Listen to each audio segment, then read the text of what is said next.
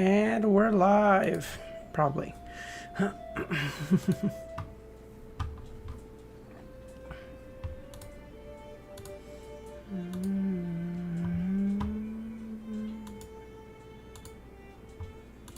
put this on a different screen.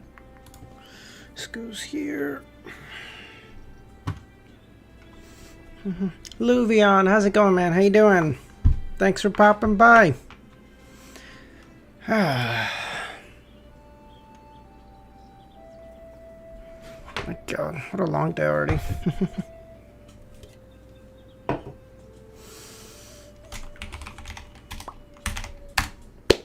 Good to hear. That's awesome. Tanab, how's it going, man? How you doing? Light. Afterlees, how's it going?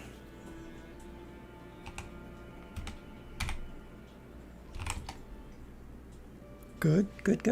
DSV, how's it going? Okay, we have two words in the right letter, two words in the right order, but nothing else. Ardor, how's it going, man? How you doing?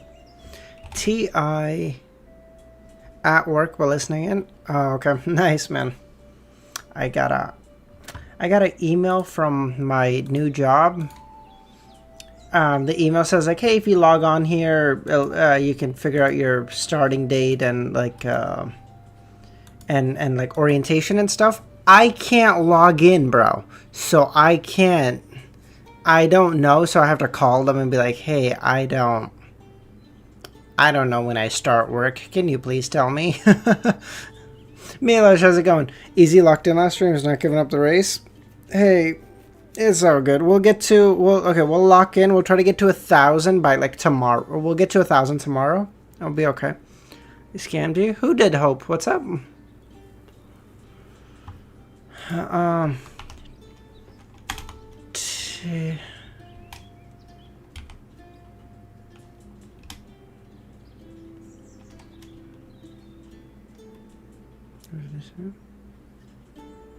The job guys, I mean, oh yeah, like I have to call them like, guys, I don't have access to my work email yet. What kind of dumb shit is that? What kind of backward ass shit is that? How the fuck would I have access to my work email? I haven't started work yet. No, Milosh, we're not doing 11 chapter stream. We're probably just gonna we'll have a night stream and then we'll do it, okay? And then we'll get it done between those two. So let's go. Yeah, I know, chapter 1,000 very soon.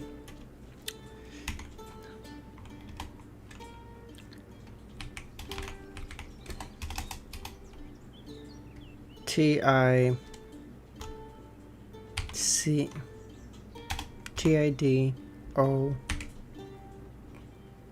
T-Bo. Is that not a word? Tibet? The people of Tibet would like to have a word with you. China. God. Sorry. Sorry, I can't. Is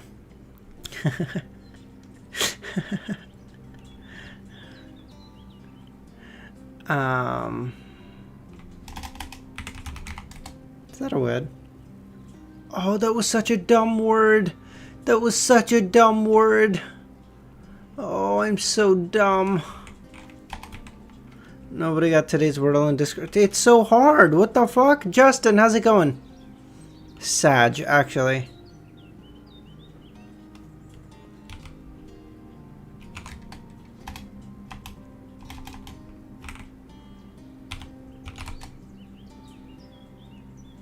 I don't have anything. What the fuck is this? Tiff.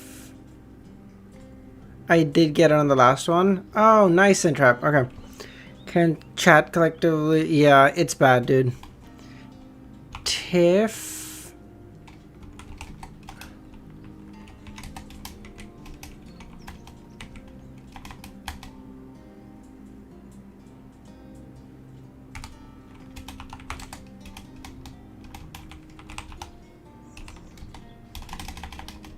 What is this word?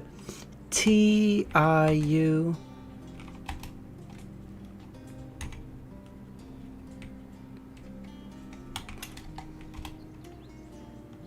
I don't know. Yeah, I don't think I know this word. What the fuck is... Okay, you know what, just...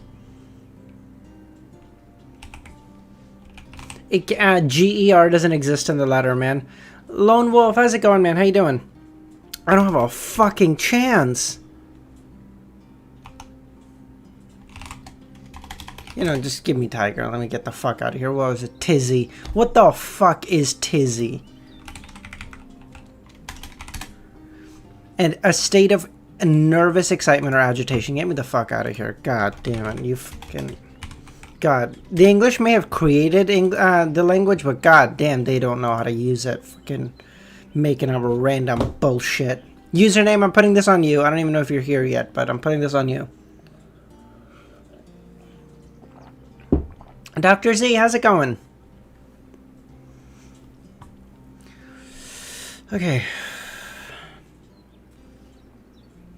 Shrinkage. Contraction. Freezing. No. Freezing, condensation, melting. That put you in a tizzy? No, I'm not nervous agitation. I'm just agitated. Melting, freezing, condensation, vaporization. Thank you.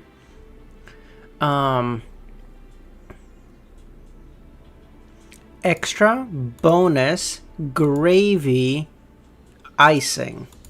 Icing on the cake. Nailed. Shrinkage, contraction,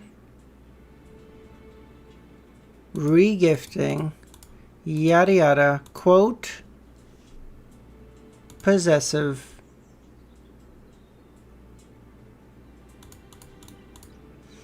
festivus, regifting,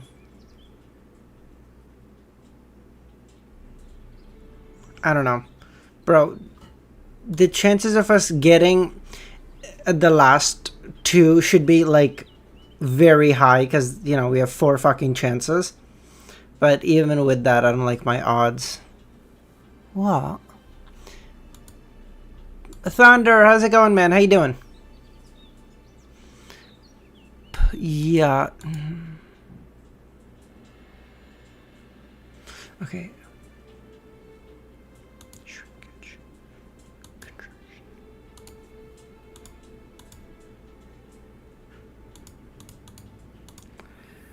Okay. Quote, yada yada, regifting.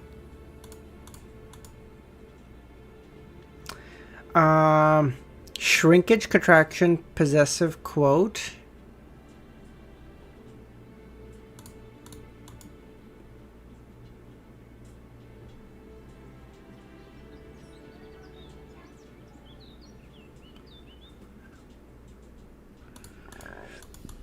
It can't be that one, Gil, because then we wouldn't be one off, right? Possessive, quote, shrinkage, contraction.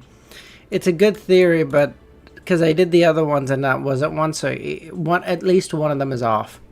So shrinkage and contraction, I think definitely go in one. Possessive, I think we can also put. But then the question becomes, fuck.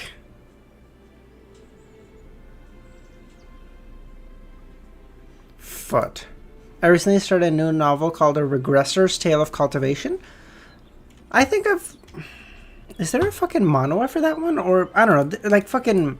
Those tales, most of those have so many, such similar names that I might just be mixing it in with something. But, like, I've heard, but I feel like that one has a manhwa. Yes, it's right. Okay. Yeah, because I've heard good things about it.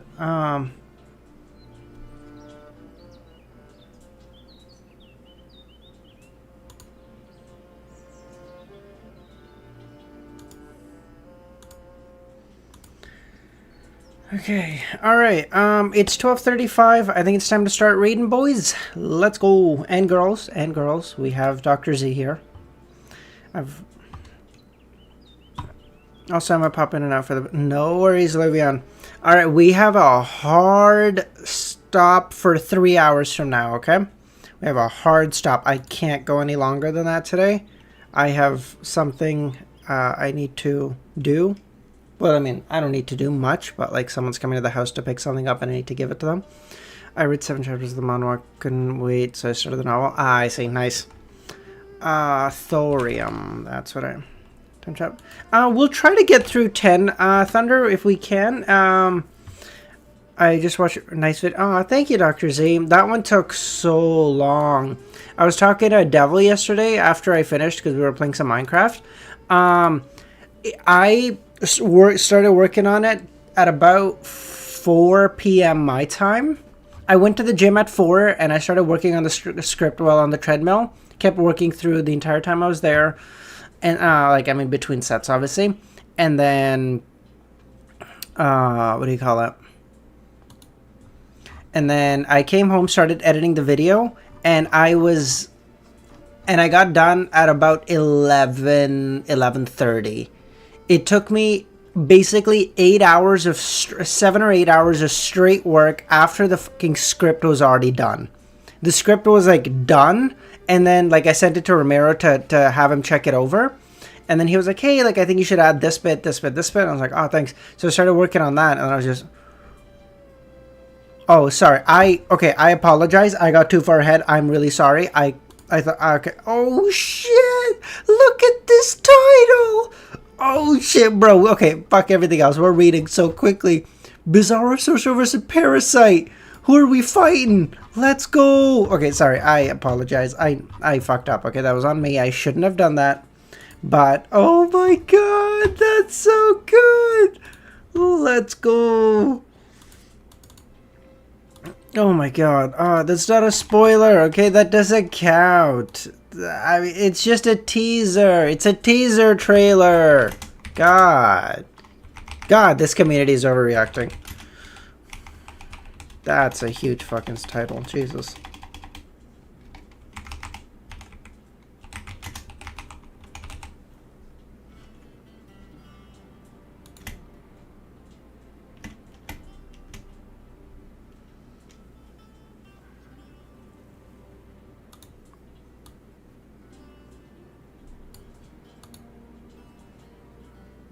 Wrongs, how's it going, man? How you doing? As a mod, I'm banning you from... yeah, unfortunately, or fortunately, I guess, you can't ban me. Thank God, or I would be cooked. I've done like 50 ban-worthy things. The amount of times Milos has yelled at me like, hey, can you stop fucking looking for your own art? Holy shit. Oh my God. So, yeah, you can't ban me. I would have been banned a long time ago. Okay. 980. Let's go. After some placating, Aaron Saris and Wilma Gladys finally managed to calm down the baby. Oh, yeah, because he was eating ice cream in front of Will Ossept and this piece of shit. Okay. The thin and tall Aaron heaved a sigh of relief and got up. Liola, how's it going? Even your... Milos, all the art in that video is art that I have used in previous videos or that I got from our artwork channel, okay? So bullshit. I mean, I did use artwork from previous videos, so I guess if one of them was a spoiler-y thing that I shouldn't have used, then maybe I used that. But, like, I didn't look up anything, okay? I only went to our artwork channel and then through my previous folders. That's it. I'm not taking no responsibility this time.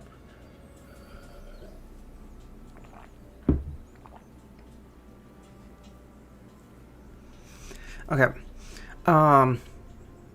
You had artwork of Zaratul and the Cocoons. Oh, true. Oh, the blue one. Yeah, I know. Oh, that one was such an iconic artwork. And you guys were like, no, like, you can't be doing this stuff. And I was like, but, like, it's so cool. I don't know what the fuck is happening. I sent some art that you could use for the... Okay, thanks. Yeah, like, for future reference, what I'm doing is I'm just going to the artwork channel and then just searching up for like certain characters or events that I'm looking for. Let us access your computer at this point to check for so. Fuck you, no.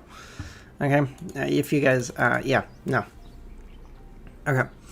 After organizing his words for a few seconds, Aaron said, "I'm very sorry about that. Children are often like this." "Indeed," Klein smiled, indicating that he didn't mind.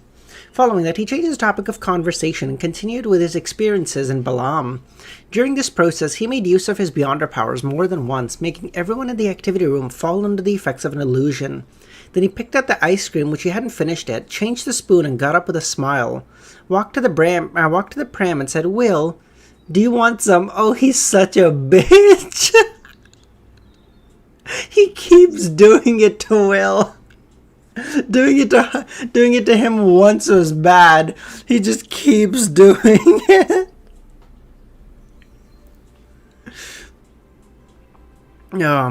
Walking up to the pram and asking, "Will, do you want some?" Without waiting for the chubby fellow wrapped in silver silk to reply, he gently said with a gentle tone, "You're born now, and should be able to fold a paper crane. This way, I don't have to visit that often. You know how suspicious this is." Will, Ossip, and Saris glared at him without giving him a reply. Klein didn't flinch as he took out a high-quality piece of paper and placed it in the pram. Then he bent down, scooped up some ice cream, and said, "A price is always exacted for what fate bestows, isn't it?" Klein chuckled as he swished his spoon in his hands. In the pram, Will raised his left hand, wiping away tears that hadn't wiped from his face, and mumbled, "I'm sorry, Willie is back, baby! He's so back! Pushkar, how's it going, man?"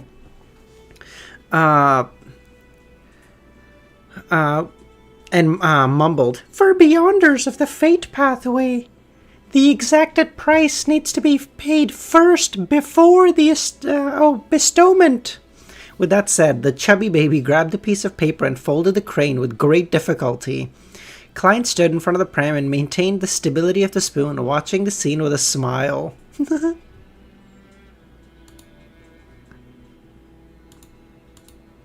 Okay. A carriage set off from Pinster Street and headed straight for the cathedral.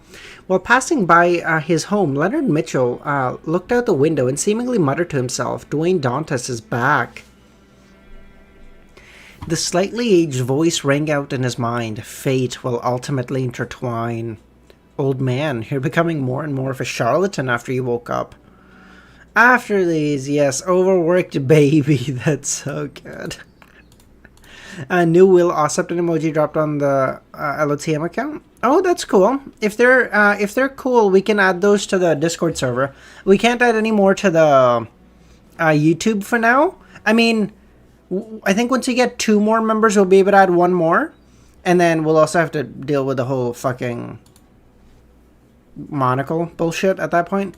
God damn it, if my work ever finds me videos of me online wearing a fucking monocle, I'm actually getting fired, bro.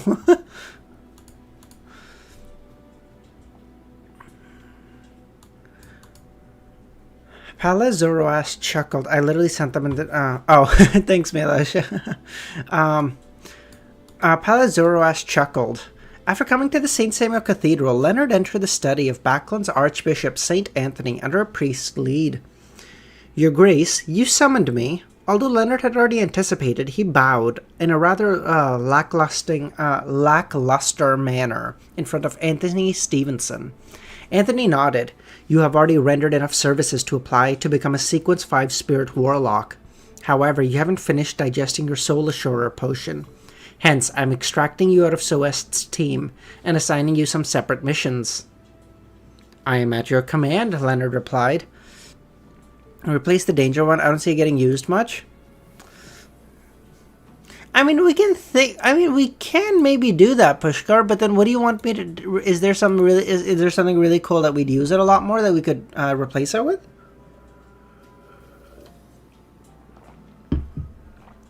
Anthony picked up a stack of papers at his desk and said, "There are cases with suspected paranormal activity. You are to investigate each case, mainly placating them or purifying them. If you require additional assistance, you can select members from the Nighthawk teams of each jurisdiction." Leonard gets paid more for actually betraying the church. Well, he's not betraying the church, right? Klein is a blessed of Evernight. And so even though he's outside of the church, he's still working in the interests of the church. So I don't think so. We use the bald and unk one more. Yeah, so how about, you're right. You know what, Nightwalker, you're right. How about we replace the bald one with something else? There'd be a fucking mutiny in chat tomorrow.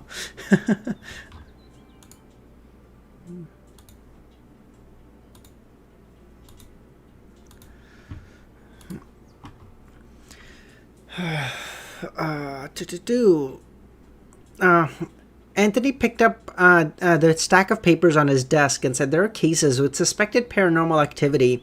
You are to investigate each case, mainly placating or purifying them. If you require additional assistance, you can select members from the Nighthawks of each jurisdiction. Yes, Your Grace. I've already read this, but I apologize. Your Grace, what's the captain's team currently busy with? Klein asked.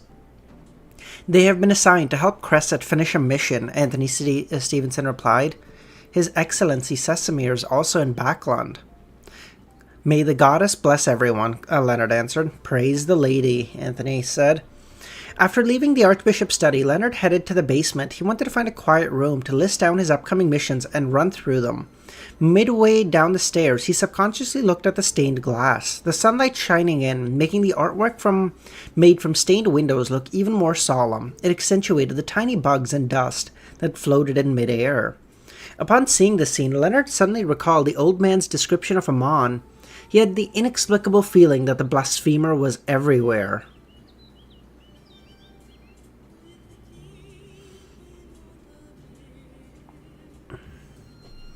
He trembled inwardly as the thought came to him. He then asked the old man, Old man, I have a question. What is it? Back then, why didn't you parasitize a bug? They're smaller and more concealed. You can hide in cathedrals easily, without being worried that Amon would discover you. How long can a bug live? Continuously switching parasitic targets is extremely burdensome on the body. This way, not only will the recovery not be possible, but it will even worsen one's condition and shorten your lifespan. What about other creatures? Leonard pressed. Those that have relatively longer lives and can enter a cathedral without being noticed. From the looks of it, you haven't kept what I've said to heart. This will only make you suffer in the future. Will emoji has him sleeping in the black pram, which can be used when you yawn frequently. Are you saying I'm a fucking baby? Oh no, the nap mode on is kind of cute. Never mind, I apologize, you're right.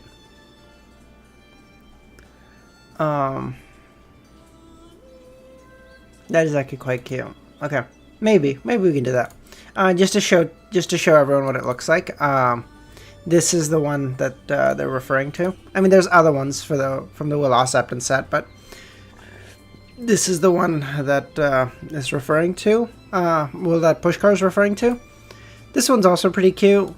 They're all actually pretty cute. Fuck this shit, I'm out. I love this one too, and this one's adorable. How long will you be both a baby and an unk? Who the fuck even knows, Dr. Z? You know, it's a paradox, you know? I'm a living contradiction, really.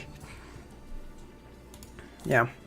Okay, seriously, I have to keep going because I have, like I said, I have a hard stop in 3 hours. I'm selling my iPad and someone's coming to pick it up in like 3 hours, so I need to be done by then.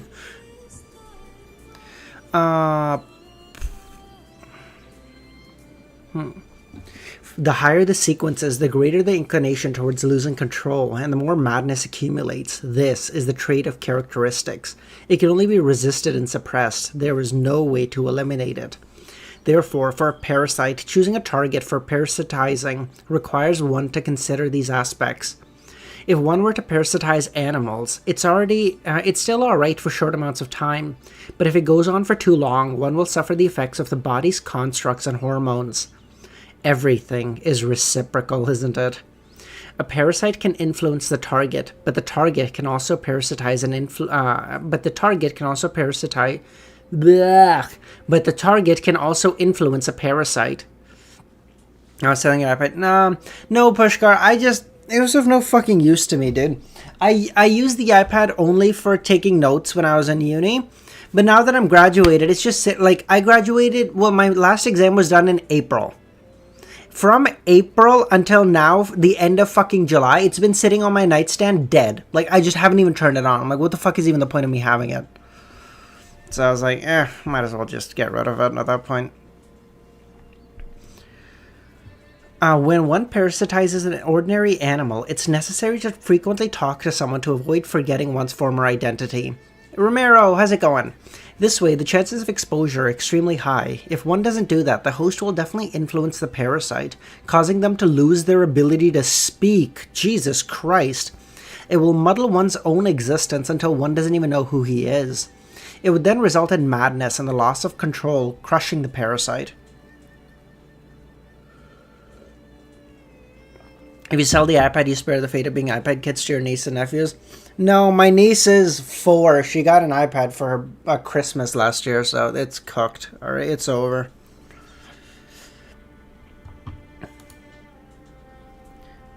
I understand. No wonder you're so strict on choosing a target, Leonard nodded.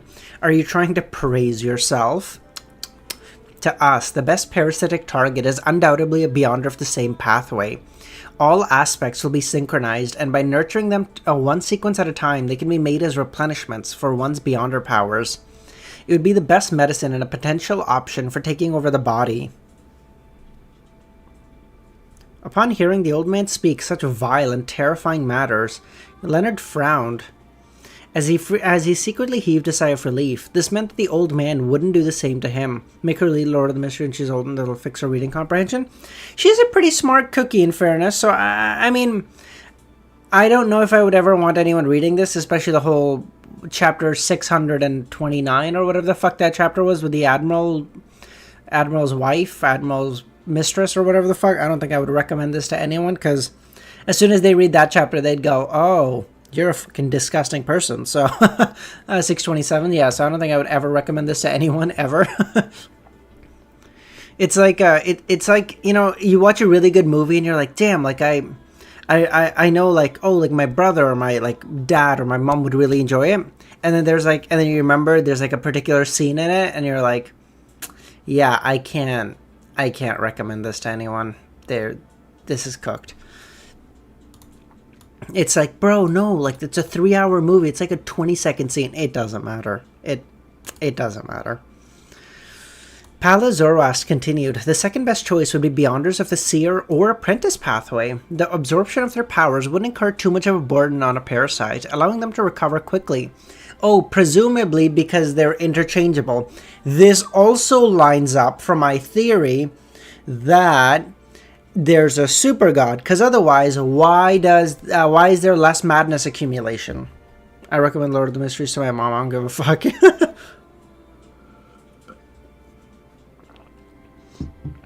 My little sister doesn't even know the name of my favorite story. I'm afraid she might just go read it. That's a good.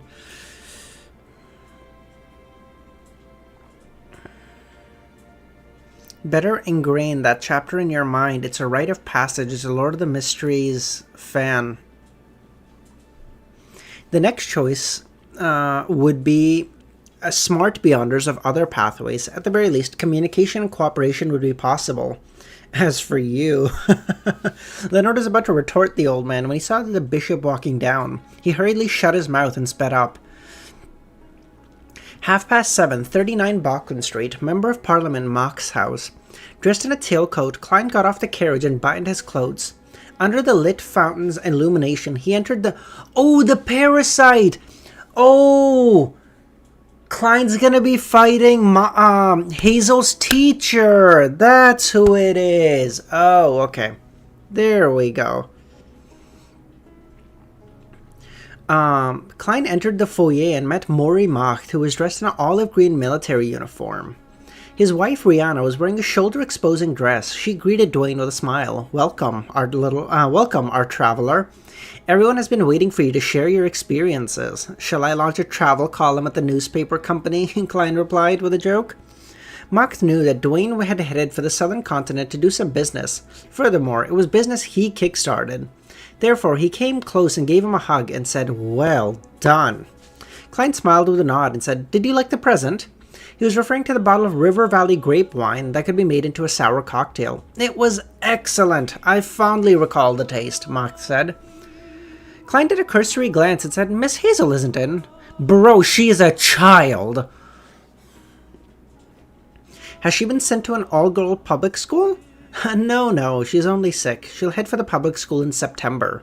She caught a cold, Klein expressed a concern. No, she was bitten by a rabid rat when she was at a manor in the outskirts. Her wound hasn't healed yet. Did she see a doctor? Has that rat been caught? The doctor gave her an injection to prevent infections. The rat still hasn't been found. Perhaps we just need a few more cats in the manor. We won't confirm or deny. Now, see? Rabid rat. I think what Palazoroast said is probably coming into effect right now. Hazel's teacher, having parasitized that rat for so long, is starting to lose his sense of self and starting to become a fucking, an animal, and a dumb one at that. So that's why he bit Basil, because, that Basil, what the fuck? That's why he bit Hazel, because he's going out of his fucking mind. So Klein is going to find him and put him down. Yeah, a theory. A game theory. Oh, by the way, I'm sure most of you have already seen it, but in case you haven't, if you guys get a second, please... I finished my video on Lord of the Mysteries Volume 4. If you guys get a second, please check it out. I'd love some feedback or how you liked it and that sort of stuff. Those videos take so fucking long to make, but I really enjoy them. I get to just talk about what I've been thinking and stuff, so I find them super fun, despite how much my fucking... despite how tired I get. Oh, God. After hearing Mox's reply and combining what he knew, Klein guessed that the rat in the manor was likely the marauder demigod. As for why he went rabid and bit Hazel, he had no idea. Oh, thank you, Nightwalker. Remember Erdis told the rat, what do you think of your new hormones, male or female? Oh, yes, you're right, Dr. Z.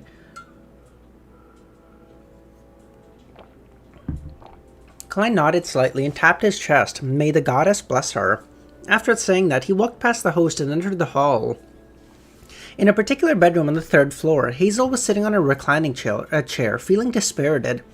Her left hand was wrapped in thick bandages, but there were no more signs of blood. Her expression was heavy, nothing like her usual arrogance.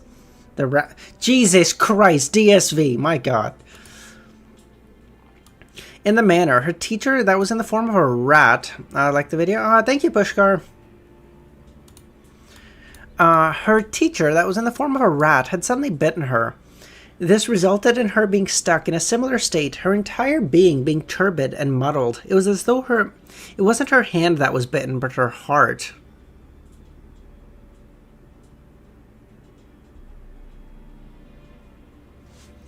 Could the biting be maybe a way for him to want to parasitize Hazel?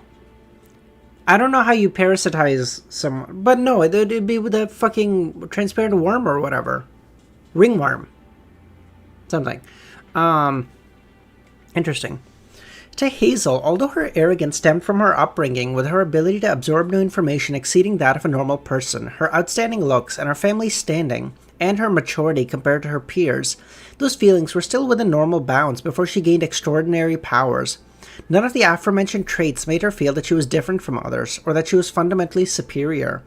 Therefore, with her teacher who maintained her sense of arrogance while being a representation of her fortuitous encounter and the source of her strength suddenly becoming a real rat, to the point of not being able to speak clearly or even bite her without any reason, it left a deep impact on her. She began to question if supernatural powers represented being extraordinary or a monster. It wanted to, but now it's too stupid to. The rat basically nurtured Hazel just to consume. Oh, Hazel, used by a rat. Not even a metaphorical rat, not a snitch, a real rat. Get fucked. Amidst her thoughts, Hazel subconsciously pulled back her black-green hair to the back of her ear and felt frustrated. At this moment, she heard the creaking sound at the door as she turned her head in hesitation. Okay, no worries, username. Whenever you are back, let me know, though. I have some fucking qualms with you about today's Wordle. At this moment, she heard the creaking sound of her door as she turned her head. Walking in was a gray rat. Hazel, the rat said with a deep voice. Teacher, you've recovered? Just as she said that, she saw the gray rats crawling out of the corner of her bedroom, balcony, and bed. All of them had dark red eyes. Hazel took a step back in shock, overturning the reclining chair. Her body staggered, to the point of collapsing. At this moment, she discovered that the red-eyed rats had vanished. The door had been shut tightly. Everything that happened just now was a hallucination or a nightmare.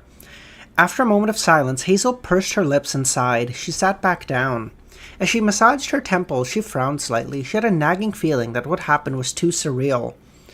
Oh, could it be like a intuition that she was having, like a Klein's like a clown's intuition that like she's like, oh shit, like some shit's about to go down soon.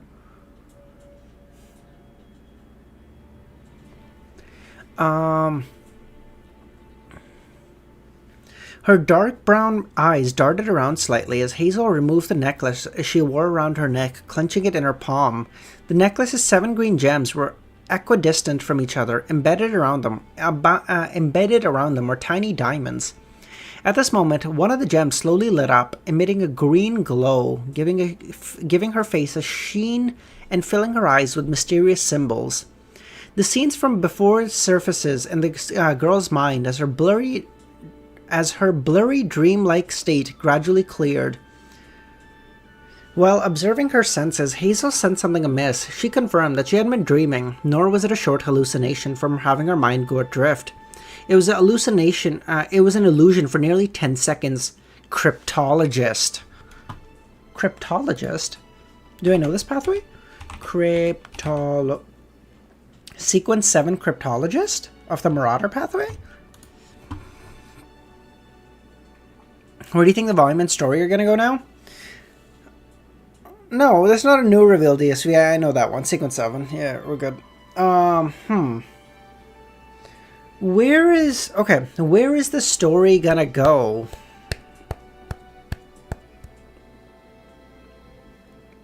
I think Klein is now gonna be like, okay, listen, the only way for me to be able to figure out who made those cocoons is to get stronger and get more access. So Klein's gonna set his eyes now to being an angel. I think, and even then, like, even Angel, I'm not super happy with, because you guys saw what Adam did to Ouroboros. I talked about this in the video. Adam had to fight Ouroboros, and he fights with him, and he comes back after Ince dies, and he goes, "The snake has escaped." Like, to him, it was like a fucking disappointment that a king of angels he wasn't able to catch, because Adam is so unbelievably fucking strong. And presumably, Amon is equally as strong. And if that's the case, Klein's gonna need... Like, I feel like the one person Klein could probably go to ask for answers is Adam. I feel like Adam would have a great grasp of history. Or second, even if Adam doesn't know, he would be able to find out. Like, he could just be like, and a book appears from my large... fucking infinite bookshelf that contains all of the knowledge of the transmigrators that have entered our world, and it's just like, and it just shows up, you know. Santa, how's it going, man? How you doing? So like, I feel like Adam could tell him, or secondly, I think if Klein gets strong enough, like I think once he hits Angel, he might be able to I don't know how that would work, but he might be able to like converse with the Evernight goddess, and maybe she could what do you call it? And maybe she could give him some answers. Why do you think Adam is so strong? Bro, Pushkar, you ask such good questions, but goddamn, you take me off fucking reading, I will say, goddamn, but I love you. Okay, why is Adam so strong? So partially, I think part of the reason is, it was already mentioned that like everyone else is envious. Hope everyone's, yeah. I'm having a pretty good day. I started the day with some fucking manual labor because I had to fucking work on my... I had to do some shit in the bathroom. It was just like my fucking toilet started leaking. I was working on that. It's just a fucking mess. G, how's it going, man? Okay, sorry. Back to Pushkar's point. Okay, so it was already said that Adam and Amon are the envy of all kings of angels because they don't have to make space, or I can't remember, integrate. I can't remember how it was said, but like they don't have to integrate the fucking uniqueness because they were born with it. I would assume that's part of it. I would assume that because they had their powers since the moment they were born, their ability to use their powers are a lot more advanced. It's a lot more like natural to them because like they were born with that power, you know. Whereas like the other angels presumably had to like move up in sequences, and as such their powers, while they know them, are not as second nature, you know. They still have to like, okay, like I have to do this, whereas like to Adam and Amon it's second nature because they were born like that. Like how Gio talks about like, hey, like she was naturally born an arbiter, and so like her mind functions in that way. Well, they were similarly born a fucking sequence 1. He was born not visionary. What the fuck is sequence 1 of the spectator pathway? He was born an author. Like what a fucking goat, dude. Chris, no worries, man. I appreciate you popping by. Yeah, like he was born an author, so like his ability to think about how he can manipulate fate has got to be like fucking leaps and bounds above anyone else of the spectator pathway, right? And similar for Amon for his pathway. So I would assume that's part of it. So if someone is born as a Beyonder, they have a higher chance of ascending, you mean? I don't know if it's a higher chance of ascending, Pushkar. I think it's that their assimilation of their powers are greater. Like, how would I put this? It would the equivalent would be like if you gave 2 people, like a civilian and like a fucking, you know, U.S. Army Marine, the same gun, and you were like, well, you see, now they have the same weapon, so they should be equal. It's like, well, no, for the Marine, it's kind of second instinct how to use the fucking thing, and the civilian's trying to figure out where the fucking safety is. You know, it's kind of cooked. Yes, okay, let's start reading. Do you think Adam is stronger or Amon? I think Adam is stronger, but I have no feats for either of them, so I don't know. But fuck it. Okay, now we're reading. Fuck, no, stop. No more questions. Okay. Hazel's dark brown eyes widened as she muttered the word cryptologist with horror. She jumped to her feet and looked around anxiously.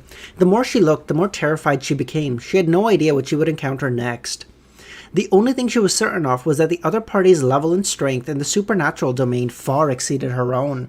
This shattered what little pride she had left. Could it be Klein that's doing this? Maybe to fuck with her? Yes, Amnesiac. I know what Kings of Angel is. Kings of Angel is either... Fuck, I'm not going to read it all today. It's either someone with 2 sequence 1 characteristics, a sequence 1 characteristic and a uniqueness, or 2 sequence 2 characteristics and a uniqueness. Okay. God. After a few minutes, the entire bedroom fell silent. The brisk melody from downstairs instantly connected oneself to the current dance steps. Hazel finally composed herself, believing that nothing would happen next. Only then did she have the mood or energy to consider the motives of the person who secretly cast the illusion. As various thoughts surfaced in her mind, Hazel suddenly came up with a theory. Easy sentence people to start. Actually, dude, my fucking...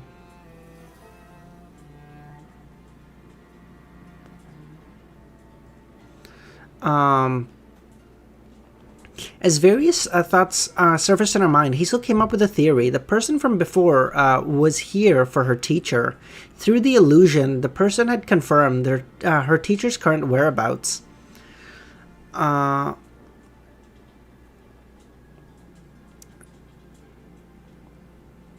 a pure whiz watcher because of time zones.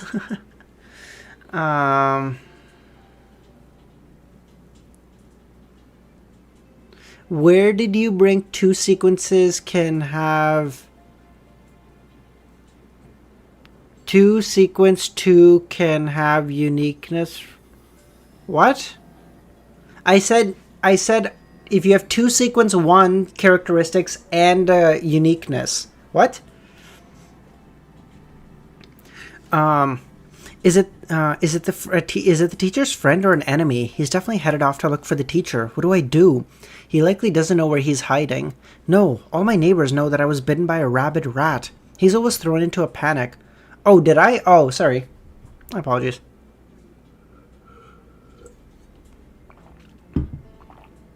She couldn't be sure of the motives of other parties, nor did she know what she could do. She wished to head to the manor and inform her teacher, but she was afraid of encountering danger and end up being sacrificed. Furthermore, her teacher had seemingly lost the ability to communicate. Her warnings might not necessarily be conveyed. By the way, okay, I know I said this before, but fuck it, I'm not reading 10 chapters today, that's not happening. If you guys haven't, please check out the Volume 4 video. It is on the channel now. Love some feedback. Love to see how you guys liked it. Yeah, I'm going to keep saying that like every 40 minutes. It took a long time, okay? Let me talk about it a little bit. Without realizing, Hazel stood up, finally making up her mind. Pursing her lips, she walked to the door and said to her lady maid, "I'm a little tired. I plan on sleeping. Don't let anyone disturb me." "Yes, my lady," the maid replied. After closing the door, Hazel began changing into clothes that allowed for greater movement. She had decided to warn her teacher. She didn't wish to become a seemingly arrogant person, but in actuality was a coward who would abandon all principles. She found it despicable of herself. When the bodyguards were focusing their attention on the ball's attendees, Hazel took the opportunity to enter the garden using a water pipe from the balcony. Having left Bauckland Street, Klein was holding onto a cup of sweet and iced fizzy wine, discussing business from the southern continent with a few gentlemen. He turned his head slightly, glancing at the garden. He had already noticed Hazel's actions thanks to his intuition. Although she's not a likable girl, she has quite a kind heart. Is the music really quiet? Can you guys not hear it? Klein nodded indiscernibly and praised her.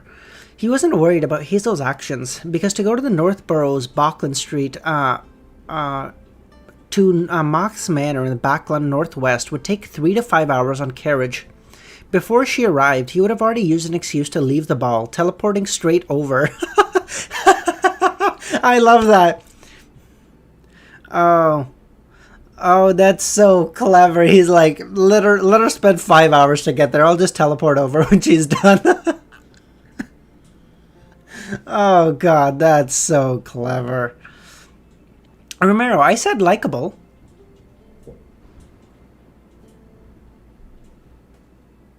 No, Romero, he said, oh, sorry, she's not a likable girl. Well, because she's so arrogant and stuff. Oh, that's what you mean. I see. Although Mock's Manor was in the northwest suburbs, it was on the other side of the Tussock River. Hence, to head there, one had to take a detour through a bridge. It was fine in the day, as one could use the steam metro to head south. At night, there were only 3 bridges, though. It was inevitable to spend 5 hours traveling. All I hear are some notes. I must be deaf? Hold on, let me just... Okay, now that someone's saying it, let me just...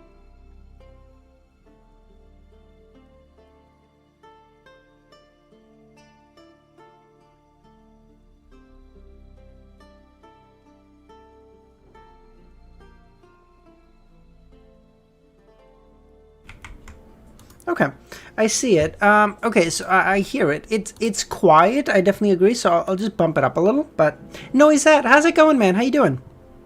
I'll turn it up. Hopefully that's better. Okay.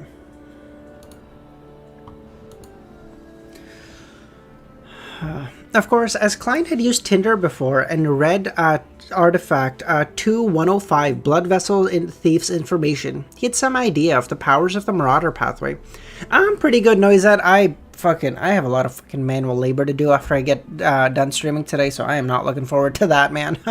But I'm taking the day off. I'm not going to edit any videos today, nor am I going to work on any scripts. Yesterday was a long fucking day, so I'm gonna I have the day off from that. So that's you know.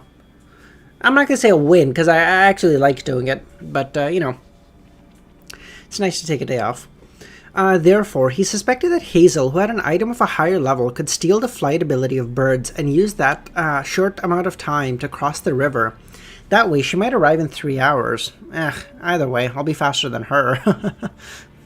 10 in the evening, Moose Manor in the northwestern suburbs. This place originally belonged to a viscount and had more than 100 years of history. Mock had bought it after his marriage, spending tons of money every year to maintain it.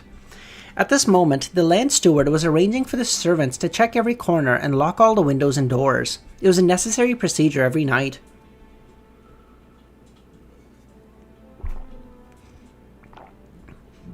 A few maids walked out of the wine cellar in a group, heading straight for the kitchen to ensure that all flames had been extinguished.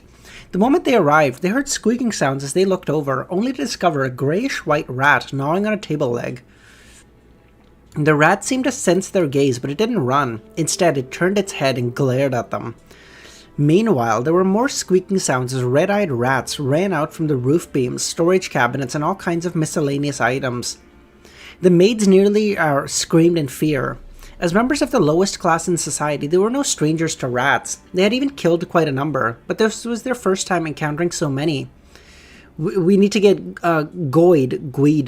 Guido, I don't know, and the others to deal with this, the maid said.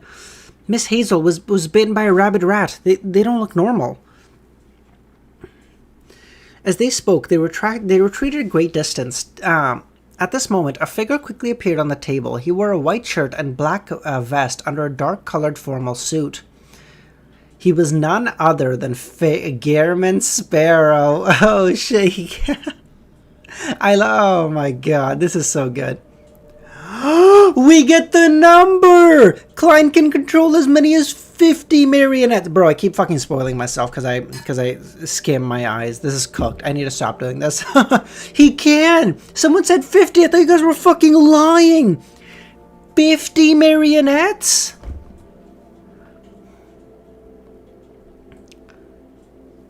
Oh my god. A number that would arise once he finished digesting the potion? Are you telling me Zaratul? Bro. Zaratul might not even have a secret order. Wait, Zaratul is the head of the secret order, right? Zaratul might not even have a secret order. Zaratul might just have people that work under him that are his marionettes. Because as sequence 1, he's got to have like 400 fucking marionettes. Oh my god, that would be such a good one-to-one, though. That would be, Zaratul was trapped in the foggy but Kami, didn't he say that, like, a portion of him was trapped, like a part of his soul, and then a part of his soul was outside? And so, like, that's why he was out of his fucking mind, because, like, a part of his soul was missing? Because if that's the case, that would be such a good one-to-one with my ATT. ATT, for those not in the, for those who don't know. Yes, Pushkar, you got straight there. Good shit, man. Okay. Exactly. ATT was my Amon toilet theory that the entire Amon family is actually just Amon's, is just actually Amon, stealing people's fates of his own, like kids and grandkids and whatever. But ZTT would be the entirety of the secret order is Zaratul's marionettes. That'd be such a good one. Why is it a toilet theory? Because I had it while I was on the toilet. You asked. Listen, I wasn't going to say it, but you guys asked, okay? Okay. Having left the ball ahead of time, Klein returned to Dwayne Dantas' residence and entered his bedroom. Of course, the latter, then he teleported over with Winner Inuni. Of course, the latter had been left outside the manor to allow for any instantaneous switches. The rats reflected in his eyes as Klein pulled the human skin glove on his left hand. Almost in no time, the rats in the kitchen stirred as their movements turned sluggish, and then quickly returned to normal. They had become Klein's marionettes. You can never jump a sequence. You can never jump a high sequence here. No, because like worst case scenario, someone like punches you in the back of your head and you're like, oh, teleport out. And they're like, what? Or like they start attacking you. He sees your spirit threads and creeping hunger, MC. Or like you see the spirit body threads. All of your friends are actually my friends. Reverse jumping now. You know what? I could make you a parasite too, but since you wanted to jump me, I'ma jump you, bitch.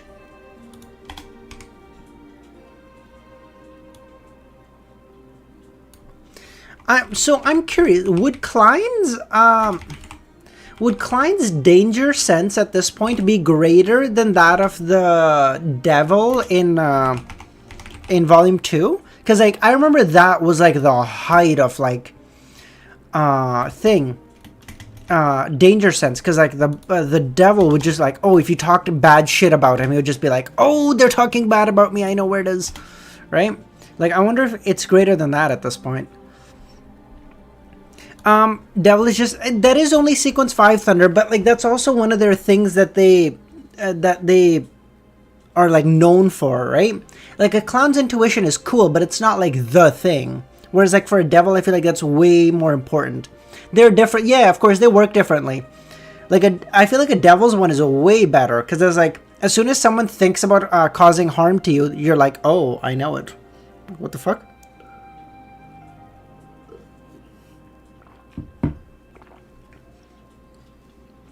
When he cast his gaze towards the garden, the scene of the area was naturally reflected in Klein's mind. The dark corner concealed a flower. Grayish-white rats spun around wildly like they had been possessed. They kept squeaking as they attempted to push away their own kind. In the core area lay a gray rat the size of an adult lone shorthair, a particular cat breed. Its eyes were red and congealed blood. Its tail was swishing over rapidly, and whatever ordinary-sized rats approached, it would grab them and bite them to their deaths, causing the rat corpses to pile around them. What the fuck? Spidey sense, actually, Calvin. Upon seeing the scene, Klein had two thoughts. First, having his intuition boosted by the grey fog was a boon for a Bizarro sorcerer's controlling of the spirit body threads. This wasn't apparent in the open areas where the owner of the spirit body threads could be instantaneously determined. But when inside a bustling city or a place with many buildings, Bizarro sorcerers who lacked X-ray vision were unable to determine the owners of the spirit body threads that bunched up from afar. It made it difficult to lock onto enemies unless they did something special, making them stand out. Of course, Bizarro sorcerers could just ignore the possibility of collateral damage and indiscriminately control their targets. Dude, that'd be so good. Could Klein just have like 3 or 4, maybe 5, let's say, like core bodyguards, and then other than that, I mean, obviously Klein would never do this because he's not enough of a dick, but like you just walk into a room and just say like, listen, my target is in here oh, my target is in this room somewhere, and just control everyone's spirit body threads, everyone just dies. This is the equivalent of like was it Shiro Emiya? No, not Shiro Emiya. This is from like, I can't remember, there's a guy from one of the Fate movies where he's like, he's the greatest assassin of our time. He once took down an airliner to kill a single person on the fucking plane. That'd be the equivalent of just like, fucking just nuke the whole thing. Second, the Marauder Pathway demigod that parasitized the rat was on the verge of losing control. Not only was it several times bigger than when Erdes showcased it, but its condition was very unstable. Thankfully, I came in time. If I waited a few weeks, who the hell knows what would have happened. At some point, Klein was less than 50 meters away from the rat, making it completely feasible for him to control the spirit body threads. Kiritsugu, yes, that was it. Hope, thank you. At this moment, the huge rat with slick fur noticed something. It hurriedly stood up and turned its head towards the kitchen. The glint flashed in its dark red eyes, instantly leaving the young man wearing a silk hat and black suit pausing in a spot. It had stolen the main thought of the antagonizer for the next 2 seconds, leaving his mind blank.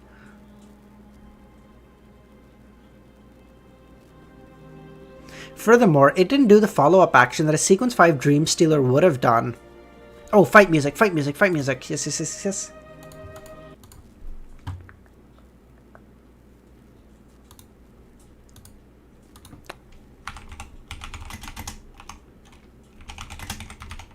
Alright, I'm gonna be a bitch.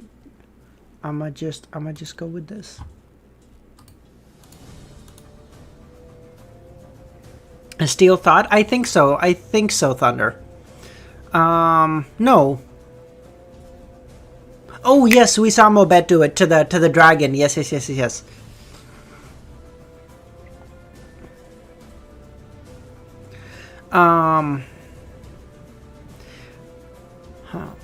Alright, on the heels of that, the rat raised its right forelimb in an attempt to steal the enemy's Beyonder powers. At its level, it was able to steal 3 Beyonder powers from the same target and possess them for 2 hours. Of course, one attempt was limited to 1 power. At this moment, the gigantic rat's thoughts turned extraordinarily sluggish. The actions of it using its power seemed to be bound by invisible threads. Initial control of spirit body threads had been obtained. Its success at stealing Gehrman's thoughts and throwing him into a daze was an illusion. A Bizarro sorcerer's illusion. Oh, what do you think? You think you had me that easy, bitch? Before Klein properly began controlling its spirit body threads, Klein had already switched places with Inuni. As a marionette didn't possess any thoughts or consciousness, it was immune to the power of thought usurpation. How could something that didn't exist be stolen?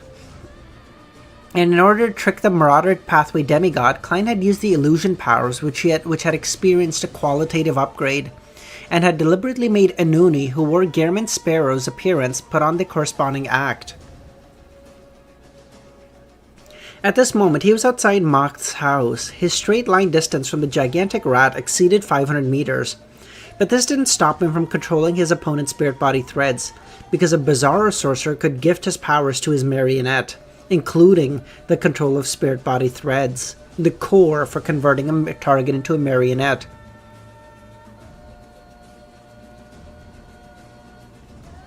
Is Klein gonna get a fucking demigod marionette? Or is he just gonna kill him? This also meant that if there weren't any other restrictions, a Bizarro sorcerer could use their marionette and his control of the spirit body threads from 150 meters to a pretty much unlimited range. After all, as long as there was a marionette placed every kilometer, he could rely on extending his influence by gifting his powers. Shido, how's it going? Of course, there was no ability in the world without restrictions. On the other hand, Klein's maximum number of marionettes was 50, and it was currently impossible to exceed this number. On the other hand, the only thing that a Bizarro sorcerer couldn't gift his marionette was the ability to think and be self-conscious. Therefore, the limit of using a marionette to control a marionette was the limit of control over a marionette, a kilometer. Shido, where are you at now? Wait, oh my god, I feel like that's gonna be the next thing. I feel like... I just thought of it! Oh my god! Scholar of Yore, is that 2 or 3? What Scholar of Yore? That's 3, right? It's 3. Scholar of Yore is gonna allow Klein to give his marionettes self-consciousness, because he can go back in time and bring that from a time when they were alive, allowing them to think and act independently. Oh, so clever, so clever. Adam, how's it going, man?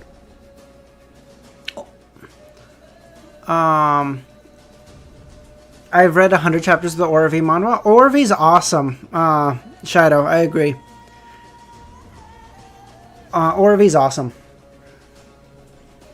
Of course, there was no ability in the world without restrictions. Nope, already read this. Once he exceeded the range of a kilometer, the marionettes wouldn't be able to do a thing. In addition, by gifting his powers to the marionette, a Bizarro sorcerer was effectively separating a maggot that was related to his mythical creature form. It was transferred into the marionette's body via spirit body threads. Unless he prepared via giving the same marionette additional maggots, the marionette lacked the means of separating maggots into converting a new marionette or giving the new marionette his powers. No, Shido, I haven't read all of it. I feel like I read somewhere like, I don't know, I want to say like 150 chapters or so. I didn't finish it. I don't know, I just got busy after a while. I stopped reading it for some reason. I really liked it. I just got busy. I really do want to read it again. But my problem is at this point, I'm thinking maybe I just read the fucking web novel. But then, yeah, it's like a weird thing I'm in. But bro, I can't. No, Easy started reading ORV. I'm gonna fucking just be following that guy forever now. No, okay, we gotta, once we're done Lord of the Mysteries, we gotta go our own way, okay? We can't just be reading the same thing all the time. That's crazy. At present, Klein could only split a maximum of 50. Exceeding this number exerted a huge burden on his spirit body, producing signs of soul fracturing. Recovery was impossible without effective target, and it was impossible to not recover. Even with, and it was possible to not recover, even with excellent treatment.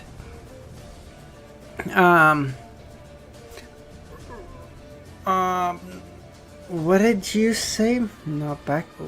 You probably didn't get into the latest RX with a real power system structure. No, I don't think I did either. I don't know. We'll think of something. We'll think of something. We'll watch. I don't know. Like okay. Lord, fucking Reverend Insanity would be long. How many fucking words is Reverend Insanity? Someone told me this. I can't remember. How many words is Reverend Insanity?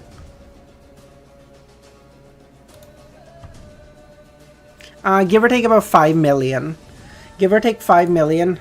How many words is LOTM? 2.7. Fuck, it's 2 Lord of the Mysteries? It would take me like a year if I was unemployed. Oh no.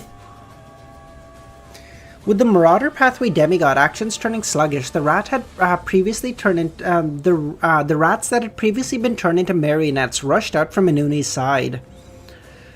They aimed at the garden and opened their mouths in a bid to use air cannons to cleanse the target's location. Does the counter include COI? No, I think that's just LOTM.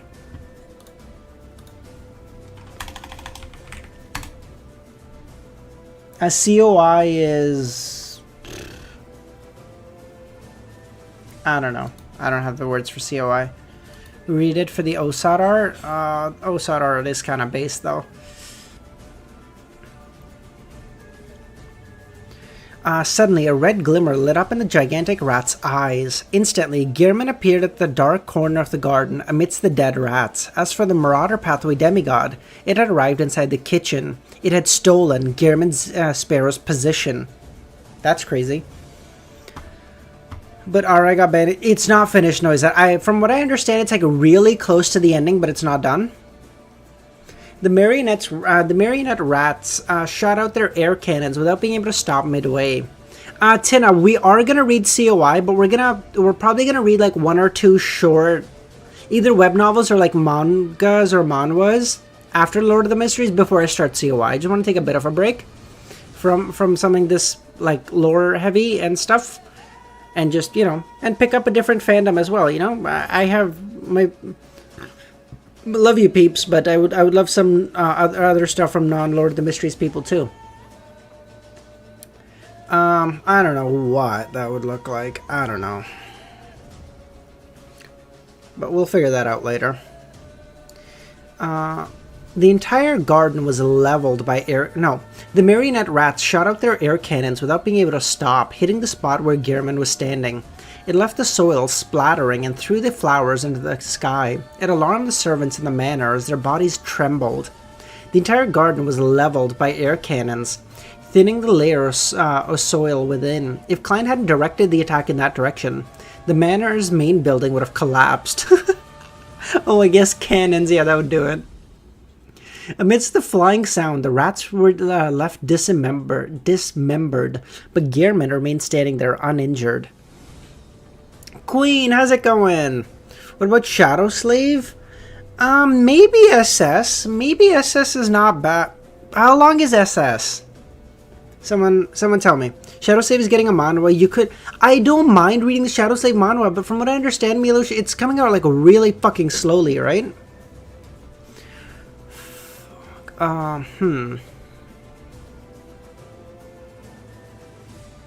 Winner Inuni had just released all the good luck he had accumulated.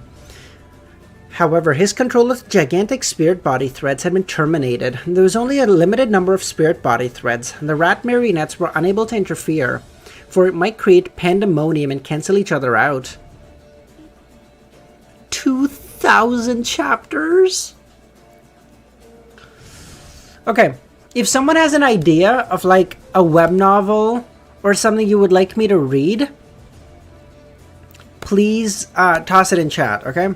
Okay, thanks for popping by, Queen. I appreciate you. Have a great rest of your day.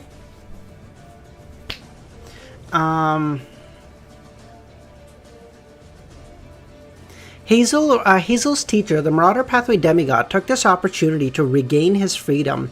It then turned its right forearm at Gehrman, instantly stealing his Beyonder powers of controlling spirit body threads. As a Sequence 4 Demigod, it could accurately steal the power of the target. Typically there were 3 options, with better understanding the higher of success, and this time its luck was pretty good. Of course, if the target's level was much lower, and it clearly knew of the target's situation, it could steal anything it wanted. Just as it lowered its right paw, the Marauder Pathway Demigod raised its left paw. The rat marionettes slumped to the ground and could hardly turn their bodies. This was a large-scale theft that stole the rat's ability to walk. Right on the heels of that, countless magical symbols appeared in the gigantic rat's eye. It rapidly decrypted the puzzle where Klein was.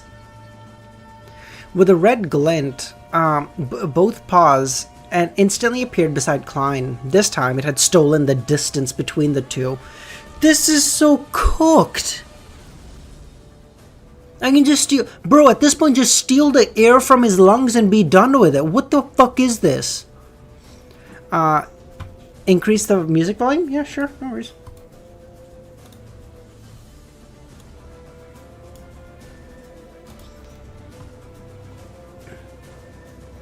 At this moment, the thin-faced young man in front of the rat vanished. Replacing him was a grey rat. And around the surrounding trees, the worms began crawling as they opened their mouths. Bang, bang, bang. Cannons bombarded the gigantic rat and ordinary rat. While Klein was controlling the marionette in the manor, he didn't forget to convert his new marionettes around him. This was, after all, a basic trait for a sorcerer. Then swapping his body with a marionette, he had set up a simple trap. Dust and soil flew high into the sky as the rat, parasitized by the Marauder Pathway Demigod, was completely inundated by it. What do you think stealing air from the lungs would hurt a demigod? I assume they need to breathe! After Klein settled down, a strong scent of blood emanated from the huge crater. There were pieces of flesh everywhere. Dead? Klein looked at the blast-filled scene with his eyes. However, he frowned because there weren't any signs of a Beyonder characteristic. As his thoughts raced, Klein took out a gold coin and flicked it. As the gold coin landed, scenes surfaced in his mind, revelations from his astral projection. Compared to the past, as a demigod, Klein could use a simple divination to obtain much more information. Oh my god, fuck him! I don't want him as a marionette! What I do want is his characteristic to make into a fucking item! Or put him into Creeping Hunger. I don't even know, no, maybe Can Creeping Hunger take a demigod at this point? Because it's upgraded, but I don't know if it can do demigod level shit. Oh, either of those would be goated.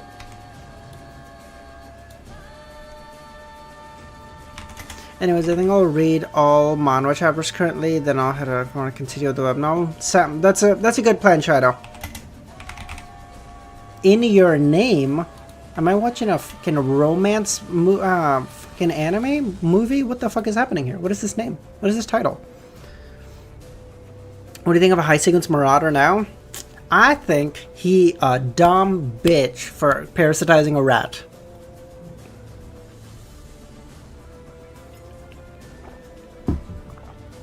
Okay.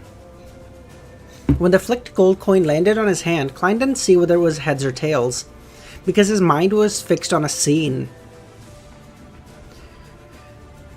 Amidst the woods, the clouds high in the sky failed to completely conceal the stars that dotted the black velvet sky. The humming, clicking, and thrumming sounds of the insects spread far into the night.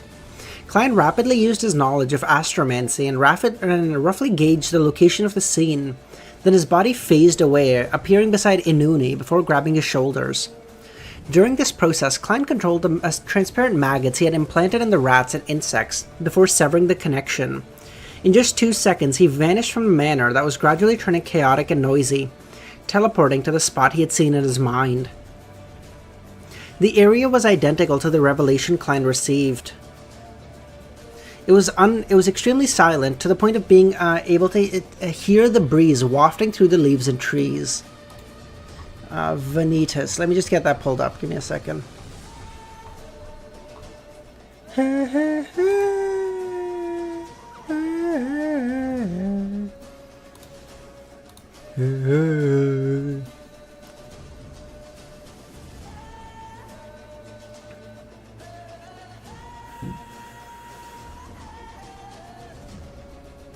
Where was I? Okay. Illusory black threads representing all sorts of creatures with spirituality in the region surfaced in Klein's vision.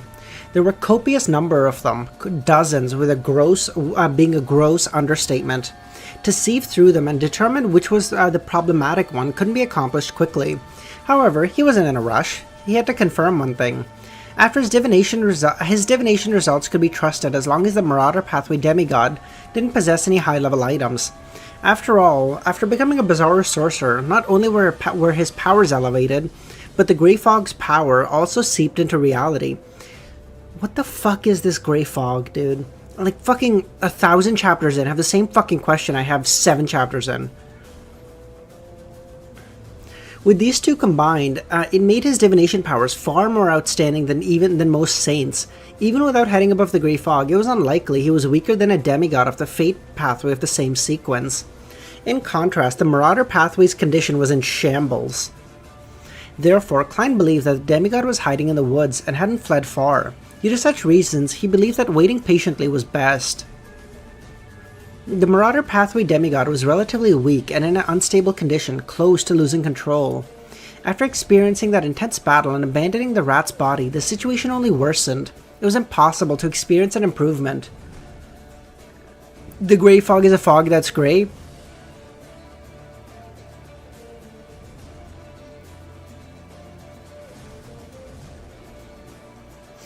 I just want you to think about your actions. I'm not even gonna fucking dignify that with a response.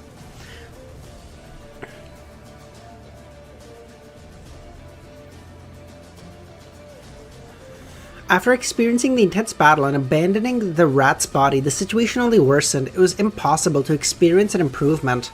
Under such situations, if she didn't replenish herself or recover, it was only a matter of time before the problems cropped up. Klein could wait, and she couldn't. Why does he think it's a she? As the humming, clicking, and thrumming sound spread, Klein waited as he hurriedly converted his marionettes. He made Inuni leave the region and hide 1,000 meters away. Meanwhile, he kept note of the possibility of his spirit body threads controlled. He recalled that the enemy had stolen and the Beyonder powers from his marionette. Suddenly, he heard a voice that resembled a panting that came from deep within the soul. Why are you forcing me? Why are you forcing me? Why are you forcing me? Amidst a sharp sound, the tree's outer bark rapidly peeled off, revealing the core wood beneath. And on it, holes cracked open as strange worms for about 8 circles around them crawled out. The transparent ring of these worms had many three-dimensional patterns, as though time was swirling through them. Suddenly, Klein lost all thought, losing the Beyonder powers of air cannon and paper figurine substitutes. He lost his belt, his coat, his hat, making him appear like a sculpture of flesh. What the fuck? She said, "Oh, you're gonna take my body, I'm gonna take your clothes." What the fuck is this? I mean, losing air cannon is rough as fuck, though, don't get me wrong. However, to a marionette, this wasn't too serious a problem. After all, it was no problem for his actual body. The lost powers could be retrieved by switching maggots. Upon hearing the panting, Klein swapped places with Inuni, and a winner like Inuni had no need to worry about his pants dropping after losing his belt. His waist swelled rapidly thanks to the power of Faceless, stopping his pants from falling. You may be stronger. You may be able to do what 008 is, but I ain't no Inzongwell, motherfucker. New marionettes in the form of insects and rats crawled out and surrounded the mutated tree. At this moment, a voice with a hint of smile resounded. Calm down. Don't be angry. Everything will be resolved. Oh, unknown location. Unknown location. Got it. The voice was calm with a persuasive force. The mutation of the tree slowed down as the ringworms shrank.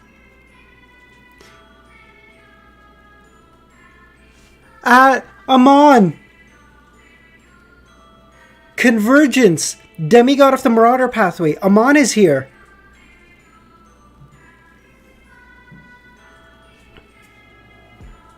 The voice was filled with a persuasive force. The mutation of the tree slowed down. Is that so? Inside the tree, the vicious-sounding voice calmed down. There was some level of blankness to the voice. As for Klein, he found the words extremely reasonable. He couldn't help but reflect on the reason for pushing a demigod to the brink of losing control. Then he had a vague feeling that he'd forgotten something, and couldn't recall the reason for coming. Relax. I have the means of stopping you from losing control. All you need to do is follow my instruction. The figure was wearing a black trench coat that resembled a robe. He matched with it the black trousers and leather shoes. He had a broad forehead and a thin face, wearing a tall hat and a striking monocle. A single word appeared in Klein's mind. Amon. Before him was the blasphemer, angel of time, king of angels, son of the creator, Amon. Bro, this motherfucker has a title that's longer than the fucking king of the seven kingdoms. What the fuck? This motherfucker's just walking in here like, this is the breaker of chains, mother of dragons, Daenerys Stormborn. Although he knew that it was merely an avatar, Klein didn't waste any time. He abided by the request, by the deepest cries in his heart, and used creeping hunger to phase away. During this process, Inuni snapped his fingers and let the matches in his pockets, and the fallen leaves a distance away allowed him to appear beside Klein with a flaming jump. Klein grabbed him and vanished. In the event... Wait, well...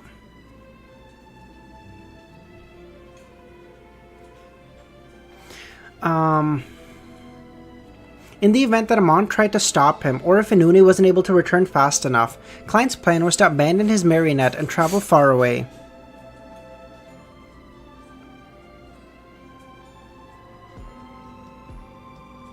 Fuck, sorry, I'm getting a message. Shit. Okay.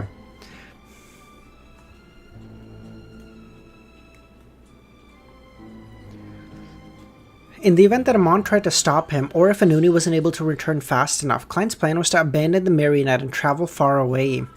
Under such circumstances, the death of a marionette was to ensure his survival was worth it. Luckily, Amon's attention was placed on the peeling tree. He didn't stop him, or should it be said, it was the case that he didn't have the time to stop him. I fucking doubt that, bro. He could have stopped you, he didn't. Chill. You ain't that fucking guy, pal. As Klein and his marionette vanished, Amon halted and scoffed. A Bizarro sorcerer of Evernight? He then retracted his gaze at the half-mutated tree and said with a smile, a descendant of Jacob? Yes, do you know my ancestor? Inside the tree, the rat demigod asked as if he had grabbed onto a floating board while drowning. I would assume that means that Amon is able to tell that he is a blessed of Evernight? But how?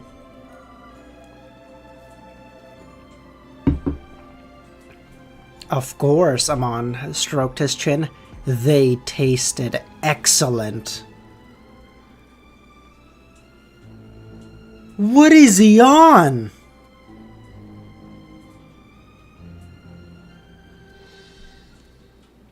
Inside the tree, the descendant of the Jacob family fell silent. Only after a few seconds did a voice utter, You're blasphemer, Amon. Inside the tree hole, the worms with rings began crawling out. However, they quickly stiffened and froze. That's too late now, isn't it? Amon said with a smile. It might have been of some use had you struggled and resisted from the beginning. But now, do you believe that I'm here on my own?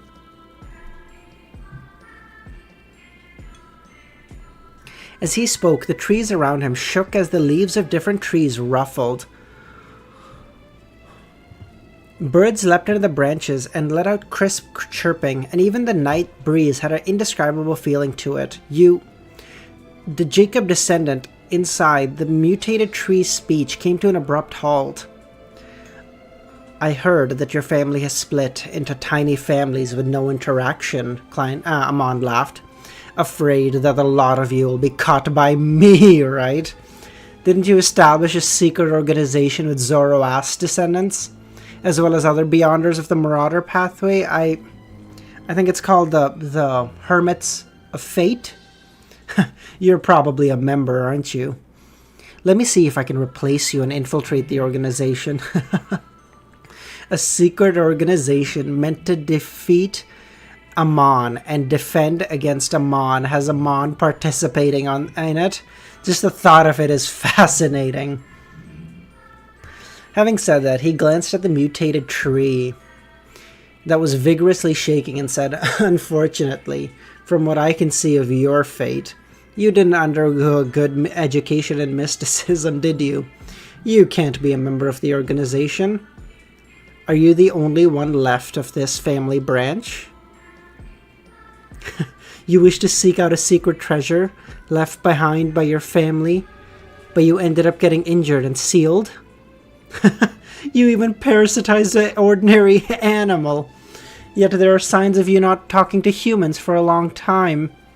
Aren't you puzzled why you didn't receive any warnings about this from the knowledge contained within the potion, or the murmurs when you advanced to a demigod? It's because I deleted them." No! A sharp scream filled with anger and viciousness sounded. There was indescribable pain in it.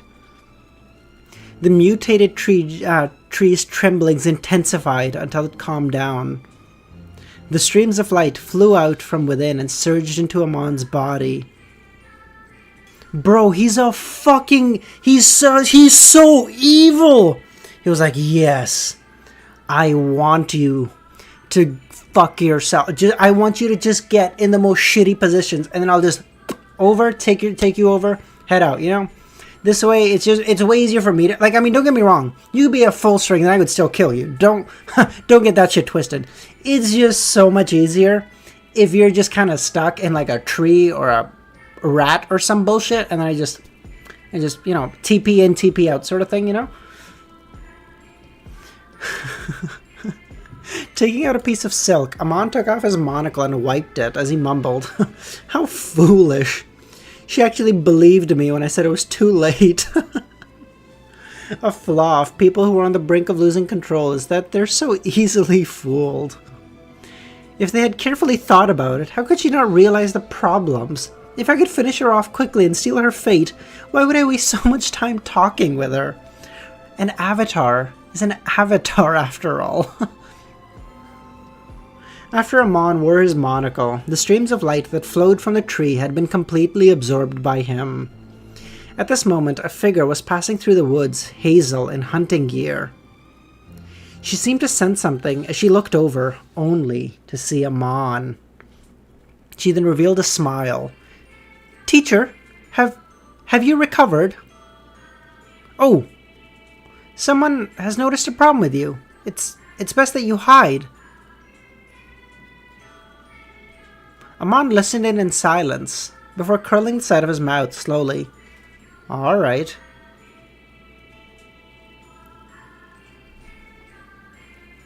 Was her teacher Amon? Or does she now think... Oh, she sees him as her teacher because he stole her fate! Oh my god, that's so terrifying!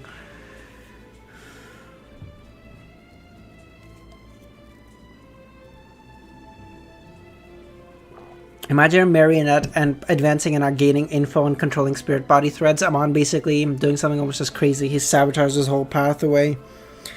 Oh, bro. But then the question leads to, where is that information that you get from a... As soon as you take a potion, that info that you get, like, okay, like when Klein took the magician potion, for example, he got like, okay, these are all the powers I can use, this is the distance at which I can use them, this is the limitations that I have. Where is that info coming from? I understand why I hate him so much, bro. What a evil bitch. Okay, I got an hour and a half. We gotta lock in, boys. We gotta lock in. Oh my god, that was so scary. The potion itself, well, but then Amon can't... Amon can't affect the potions itself. He has to be affecting the source of the information. How? Can Zaratul do that as well? Can Adam do that with his pathway? Klein didn't directly teleport home. Instead, he went to the sea with a noonie, found a secluded spot, and chanted the fool's honorific name. He then went above the grey fog and summoned a paper figurine. Immediately following that, he picked up a card of blasphemy from the table in front of him. Klein suddenly had an additional dark red robe. His appearance seemed to look like rust and settled gunpowder that had been stained by copious amounts of blood. On his face was a dark gold mask. It's less influencing the potions and more influencing the pathway itself. All the same. The uniqueness embodies the whole pathway. Oh, the uniqueness. Oh. Having fully integrated the uniqueness, he's able to influence the pathway as a whole. Okay. Because the uniqueness represents the whole pathway. Okay. Okay, thank you. This was the change that a red priest brought about. Oh, by the way, can I say something really quickly? No, never mind. Sorry, I talked myself out of it. I just needed to think for a second. Okay. After repeated experiments, Klein had confirmed that certain traits of the red angel cards were compatible with the paper angel's interference of fate. It allowed the relevant powers of the grey fog to be further enhanced. After completing this, Klein, in the form of a red priest, picked up a paper figurine and shook it. He then fused it with the power of the grey fog that surged over, throwing it at the rippling blob of light that represented him offering a prayer. The paper figurine quickly burgeoned, turning into an angel bathed in golden light. Flames crisscrossed behind it, taking on the form of 12 pairs of wings. This war angel then used the secret connection that was generated from a prayer to descend upon the world and envelop Klein and Inuni. Only after this was done did Klein relax and return to the real world. He first sought food for creeping hunger before returning home with Inuni. He transformed back into Dwayne Dantes, while the other transformed into a young man. After combing his hair, Klein walked to the balcony of his master bedroom, looking far into the distance, where the mocked residence stood. He discovered that the place was brightly lit, a clear indication that the ball hadn't ended. Typically, a ball continued till midnight, and of course, people were permitted to leave before. After all, most people that were willing to dance late into the night were young.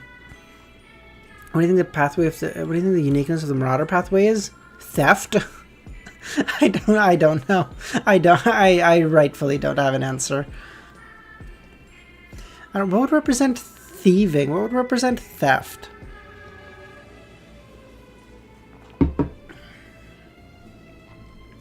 Typically a bulk, nope, already read this. Amon is terrifying. Just a battle involving Marauder Pathway's demigods was enough to get his attention. The uniqueness is an object? That's what I was thinking. Because like the uniqueness of the fate pathway, or the monster pathway is the dice, right? Because it represents chance. Things that represent stealing. Could it be a fucking lockpick? I feel like that'd be so clever. Is that crazy? Lockpick? Could it be a bag of money?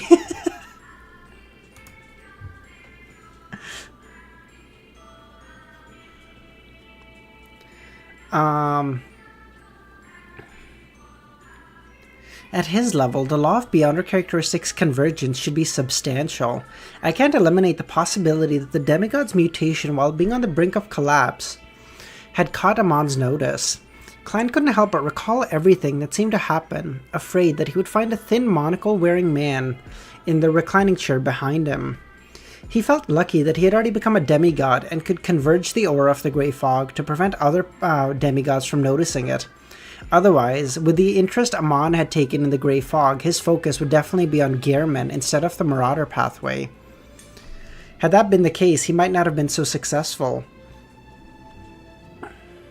a bag of money or an abacus would be the uniqueness of the accountant pathway. Bro, I feel like the accountant pathway could be so strong.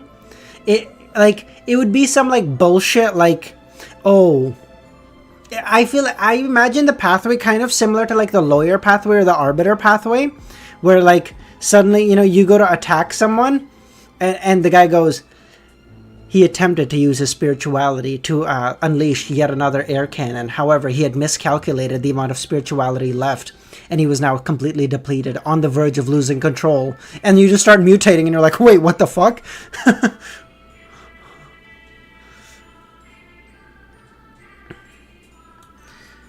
According to your previous theory, would the name of the sequence 0 be concept-based? Yes, I think Marauder would be a concept, and then the apprentice would be a celestial body or something. Sequence 7, bounce check.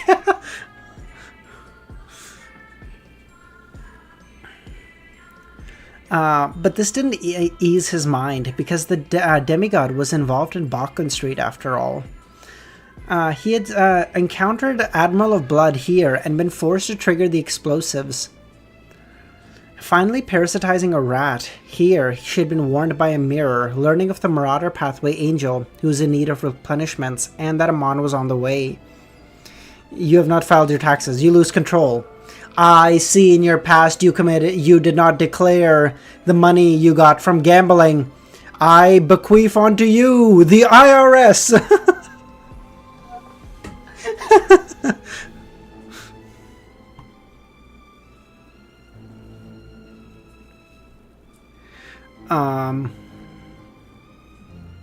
Learning of the Marauder pathway, yes. As she refused to answer the mirror's question, she was struck by lightning and had to move to the Moose Manor.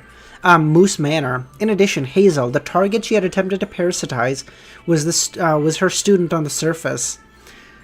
Was influencing a powerful illusion tonight, exposing her teacher's condition. All these factors combined together made Amon pay a visit.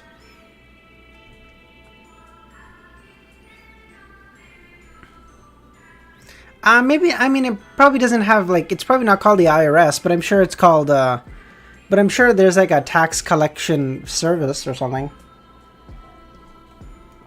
From his point of view, just the warning of the Marauder Pathway Angel, in desperate need of replenishments, was enough for Amon to take up residence in Bachman Street for a time.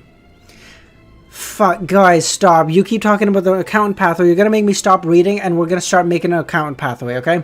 Stop it. I will do it. I don't give a fuck. I will do it. Of course, there was an extremely small chance that Marauder Pathway demigods escaped and that nothing was divulged.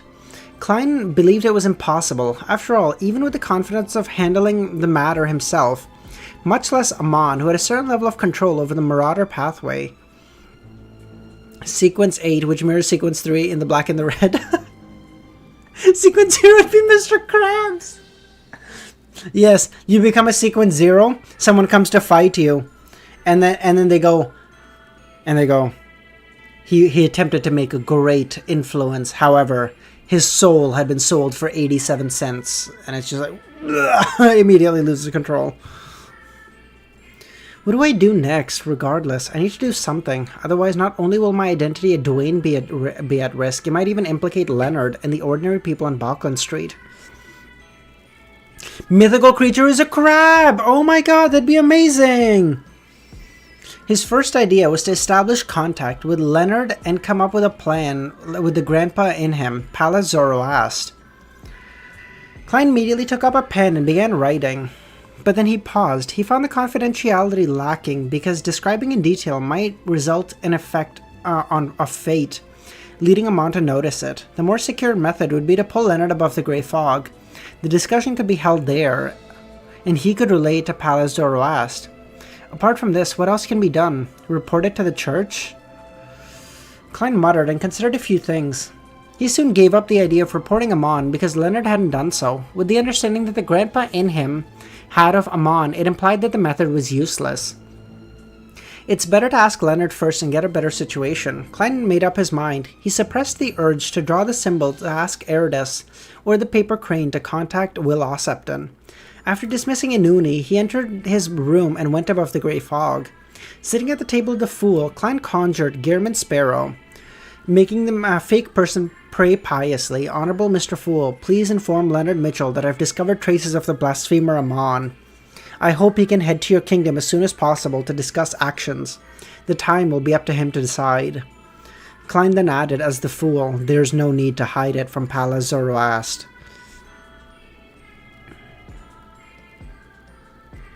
You're in the red, you're in the... In the outskirts of the North Burrow, in a sparse forest, Leonard extended his right hand and held down a blurry wild wolf's figure. The wolf whimpered as the flames in its eyes dissipated, returning to normal. Its body faded away and vanished into the wind. However, it no longer had the bloodthirsty feeling it previously exuded. In the northern continent, after the Pale Era, the 7 Orthodox churches, along with the various factions, jointly pushed for a cemetery burial, which had been carried out to this day. As the number of humans that turned into ghosts were rare, the only exception involved the difficult-to-detect deaths in the slums or drowning victims that couldn't be fished out. However, the spirits of the deceased weren't only limited to humans. All kinds of wild animals and all kinds of creatures with spirituality could become specters under certain conditions. Furthermore, it was impossible for them to head to the human cemeteries to have themselves interred. Just as he was about to put the wolf to rest, Klein saw the grey fog. Traces of Amon. He's still in Backlund? Old man, did you see it? Did you hear it? No. Although I sensed an anomaly, I didn't hear or see a thing. It will only happen if I deepen my parasitization of you, allowing me to take control of your astral projection. You think me a fool? From the looks of it, Mr. Fool's response is done from the astral projection. Leonard thought as he asked, Old man, Klein informed me via Mr. Fool that he has discovered traces of Amon. He wants me to head over to Mr. Fool's kingdom to discuss the matter. Do you have any suggestions? If he wishes to deal with Amon's avatar in Backlund, tell him that unless he has the blessings of concealment, the outcome will be as you expect. By saying this, the old man is giving preconditions. He means that he will only be willing to cooperate with the blessings of concealment. Leonard's mind raced as he immediately found a dark corner and informed the world via prayer that he could immediately do it. Blessings of concealment, is that referring to the angel? My phone is so hot I'll put it inside the fridge. Jesus Christ.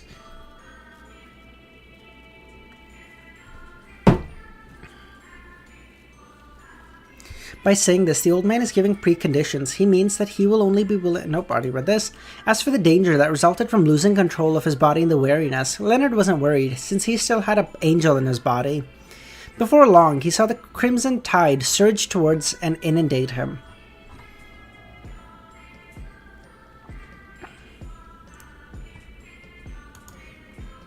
This pathway and...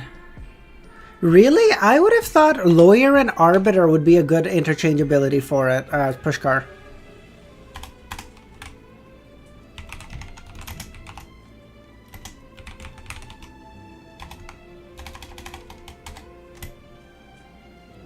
Notary? Oh, Notary, true.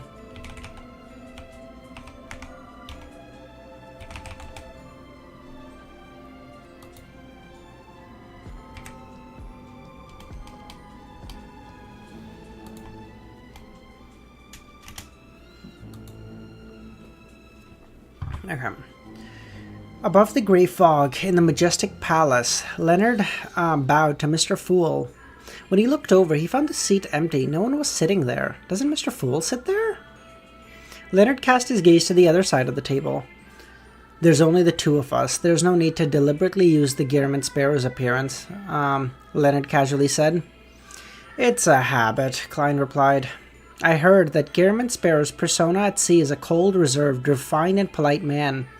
Your current performance matches the description well. Have to oh, fuck me. Thank you.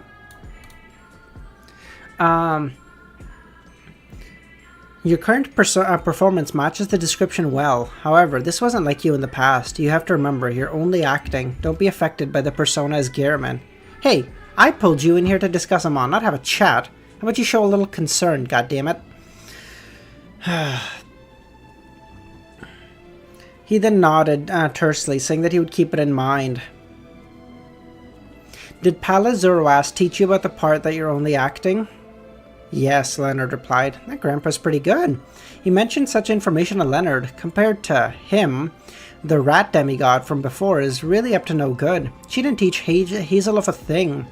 Even if she did, she distorted it. No matter how unaffected you are, no matter how unaffiliated you are, how could they not know anything at the level of a demigod? Even that half-crazy sea serpent Kalvatua knew how to respond to rituals.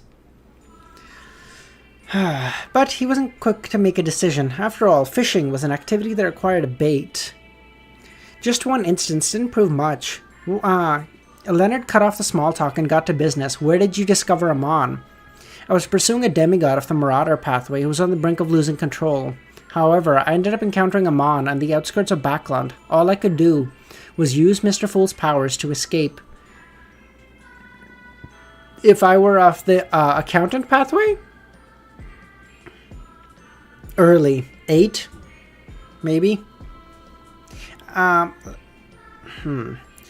avatar is really in Backland, Leonard sighed. Why were you pursuing a Marauder pathway demigod on the brink of losing control? If it involves some plans of Mr. Fool, pretend as though I never asked. Why? Isn't dealing with Beyonders on the brink of losing control a duty of the Nighthawk? Klein sighed.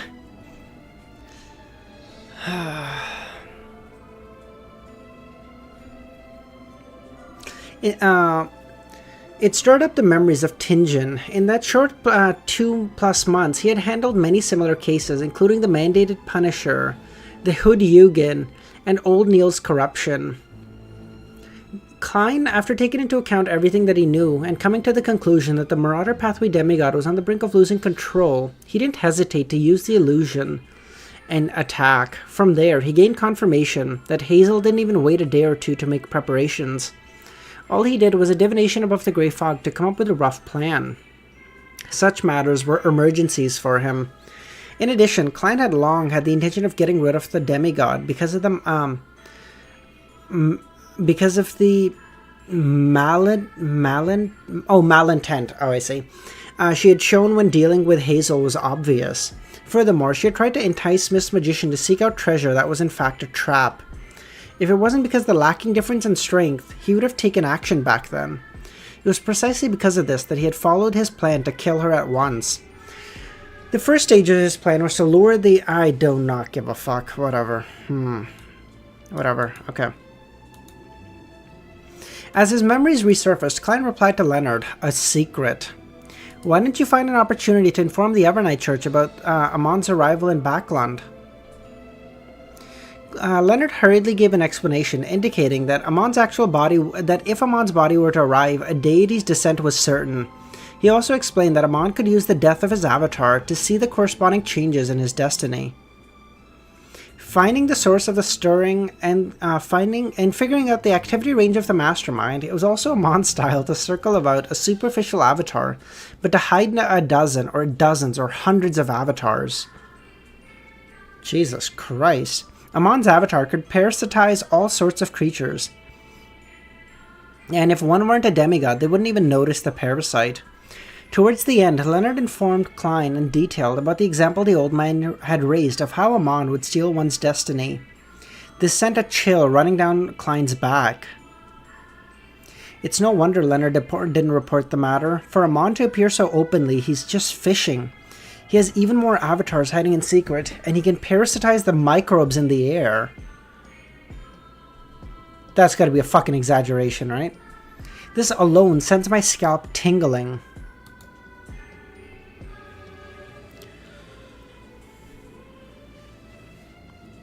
The creatures I can control at the moment can't even reach that state. The smaller the creature, the harder it is to see the spirit body creatures.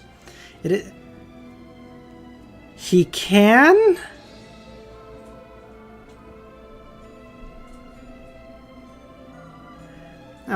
Jesus Christ.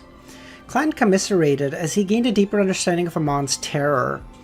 From his point of view, Leonard was an excellent candidate to report the matter to the church, but he didn't dare expose the matter of Amon. In addition, the hanged man could also shoulder the responsibility, but was unable to provide the source of information. One choice flashed through his mind: his identities as Klein Moretti and Gehrman.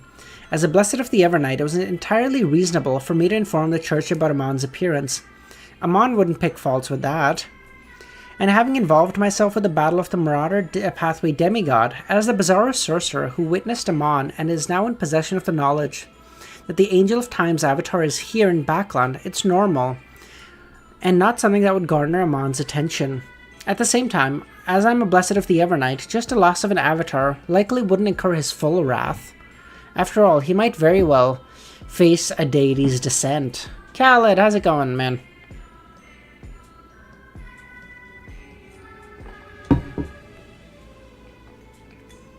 Having a backer really feels good, but there's always a price to pay. Klein changed his point of view and began considering the matter from Amon's point of view. Amon was definitely no stranger to Bizarro sorcerers. He can determine my pathway from my marionettes. Since Amon allowed a Bizarro sorcerer to flee, he must have made preparations.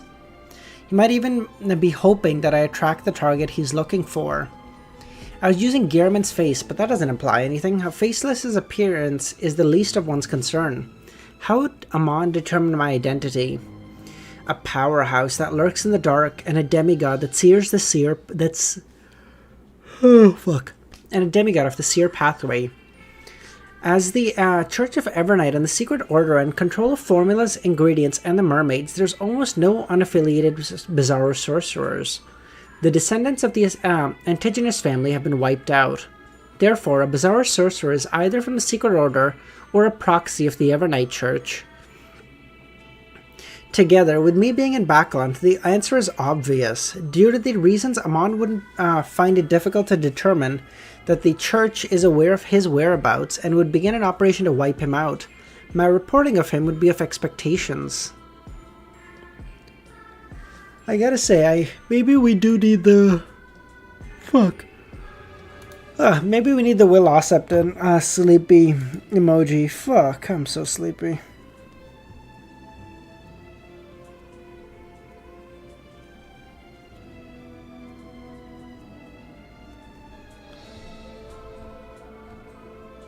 Okay. Having made this judgment, Klein felt a little more relieved as he'd have time to prepare. What ideas do you have? Klein said. What suggestions does Pala Zoroast have? Klein first asked. He then said that if you wish to deal with Amon's avatar, you have to obtain the Blessing of Concealment. Blessing of Concealment? He's trying to test me.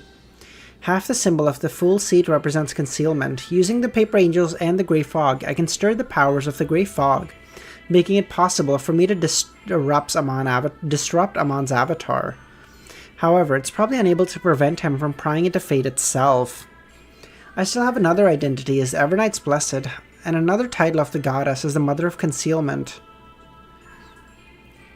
Is eliminating Amon's avatar considered paying the price of receiving a bestowment?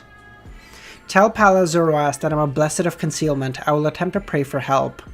He was referring to being a Blessed of the Mother of Concealment, but it was certain that Pala Zoroast would understand it as the Fool's Blessing.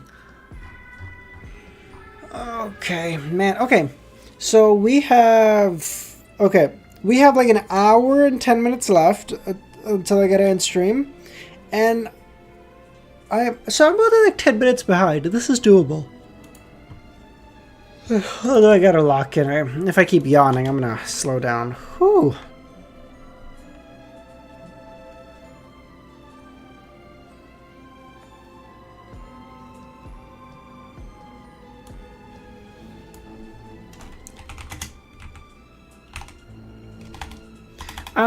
I think I do, Thunder, but just to test me. How about you, just to confirm, how about you just tell me?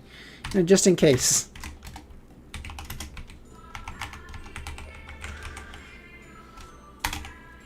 I'm actually making the account pathway. Oh, okay. Sounds good, Milos. Okay. Once you're done, I'll see if there's any like things I think we should move around. But I have faith in your writing. Okay. So Mr. Fool also has authority in the aspect of concealment. Leonard came to a realization. In addition, tell Palas that Amon might very well know that there's a Marauder Pathway Angel in the vicinity of Bachland Street. How would he know that? It's not convenient to tell you. It's not like I'm Amon, Klein mumbled. Which of his actions or words made you come to this conclusion? Leonard asked, subconsciously. It's not me who told him, Klein chuckled. Indeed, Leonard nodded and said, no problem. I'll inform the old man. Are you waiting for him to give a detailed plan, he asked. Yes, when it comes to the knowledge of Amon and the Marauder Pathway, few are better than him. So you know how many marionettes? 50, Khaled. Yes, I thought that was a fucking joke. 50's crazy.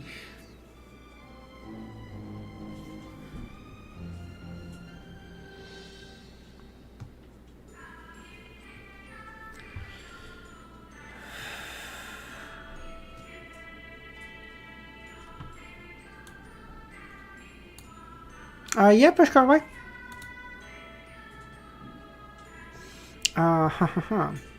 There's no need to be in a rush. Give me the feedback at tomorrow's tarot gathering. Oh, yay, tomorrow's tarot gathering.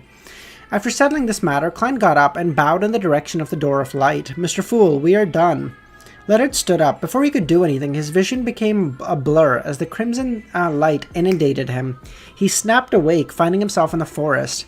Anything you want to tell me? Palazoroast asked. Klein told me that he's a blessed of concealment. He can attempt to pray for help. Blessed of concealment, indeed. Tell him that as long as he can gain the blessings of concealment, I'm willing to provide help when it comes to dealing with Amon and finding all his avatars in Backland. Old man, you don't sound as weak as you make yourself out to be. Don't you read through Rozelle's quotes? I recall that there's a saying that a starving camel is still bigger than a horse. What the fuck is that saying? Is a camel even bigger than a horse on average? I actually don't even...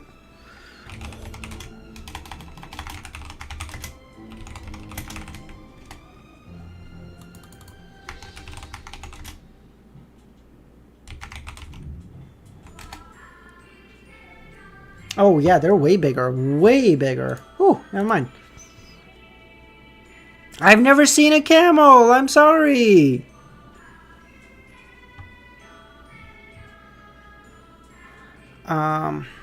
That will depend on the breed of the horse and the camel, Leonard retorted.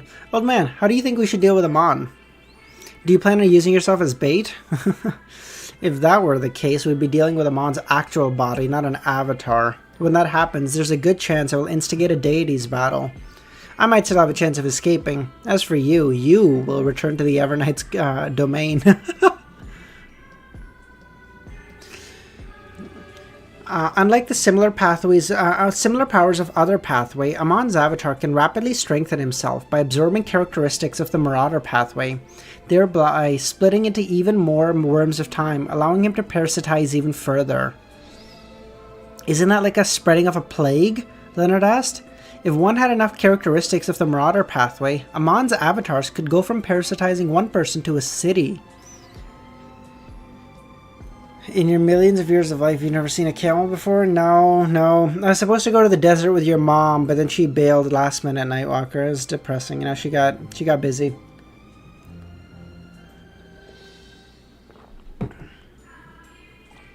Pretty much, Palazoroast affirmed. To deal with Amon, this is the only way to take action, using Marauder Pathway Beyonder characteristics at a demigod level to bait him out. As long as one can successfully finish off his avatars, there'd be other ways to seek him out and eliminate him. However, Amon is a master of baiting deceit. We need to be careful of him, otherwise it might appear like we are baiting, but in fact it's him baiting you.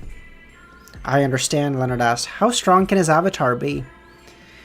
In theory, his strongest avatar can reach equivalent to a sequence 1? But it's almost impossible for him to do that. Doing so would make him unstable and make him show signs of losing control.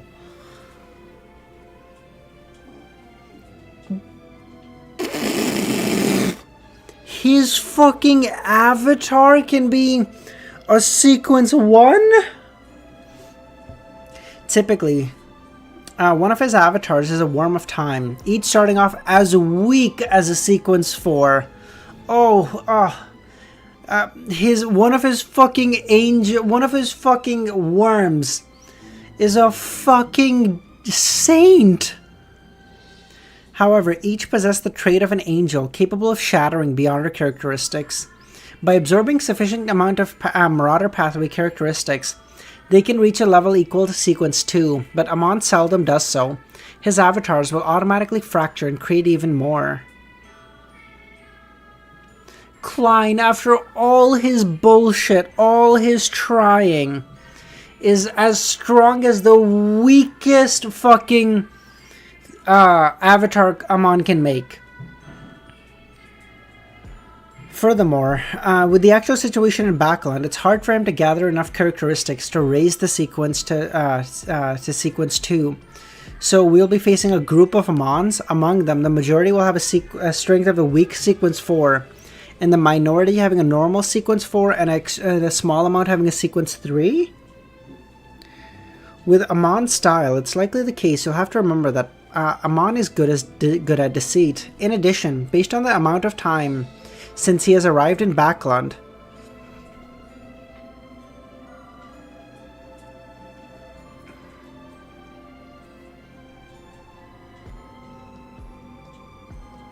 the amount of characteristics he could have gathered can't be much. After all, this is Backland.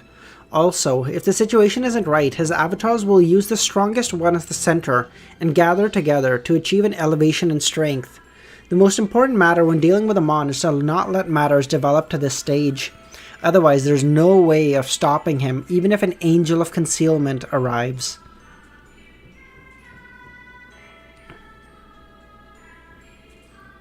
What is he on?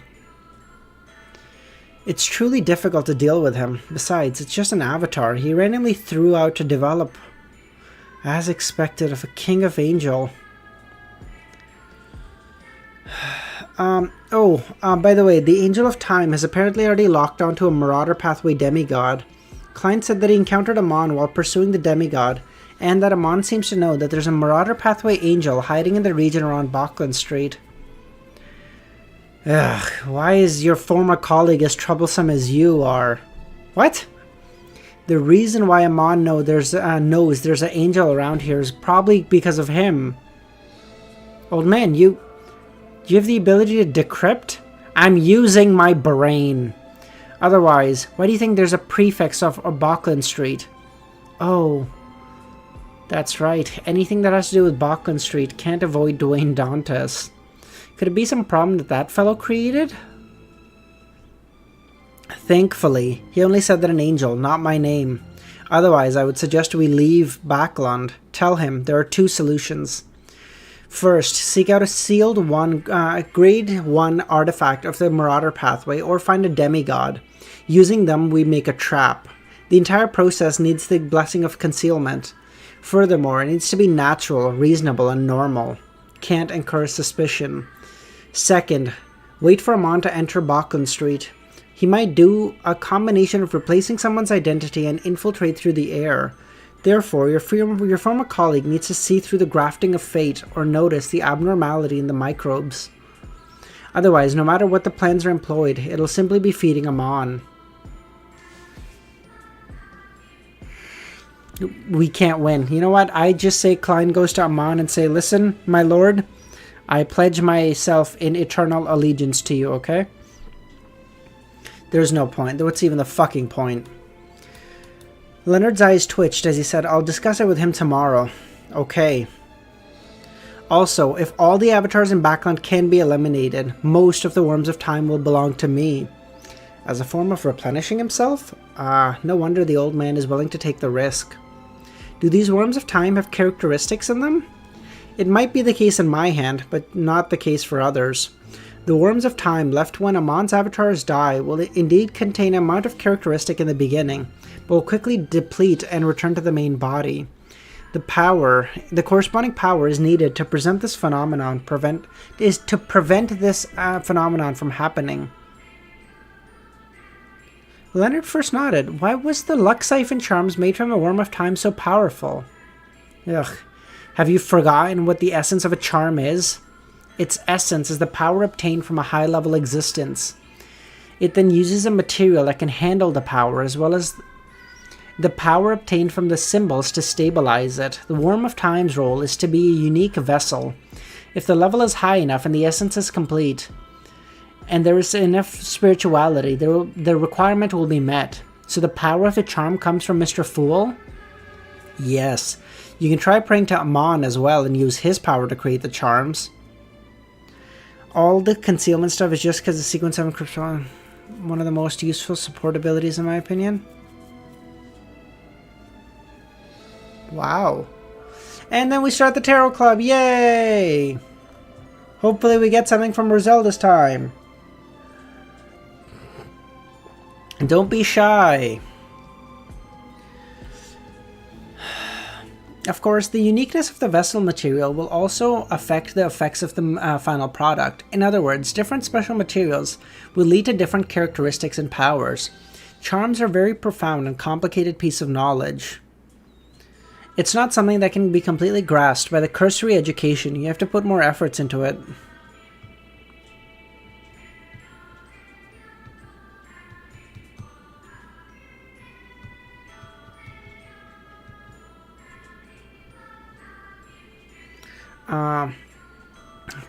Jesus Christ, bro.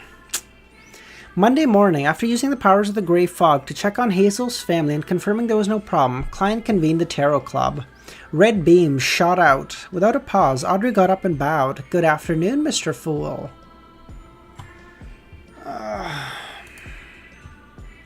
Okay, listen. We're right on schedule now, okay? We have 1 hour left and we need to do 3 more chapters. Oh, I'm so tired.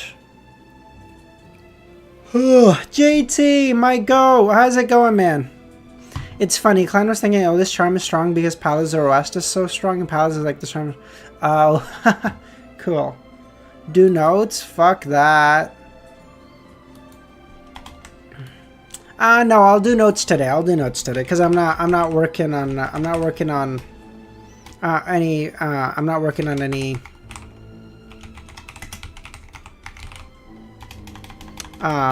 videos, so I'll work on the notes today. I'll do that. No, we'll get it done, Thunder. Listen, you say something, you need to keep your word, okay? I truly believe that.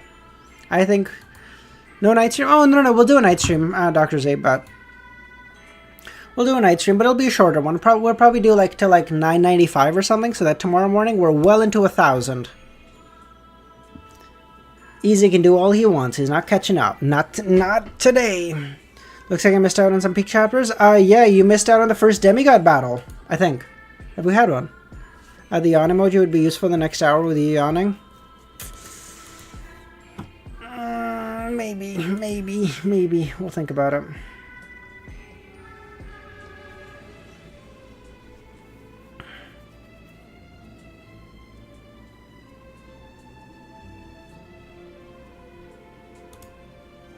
Okay. Second? What was the first one?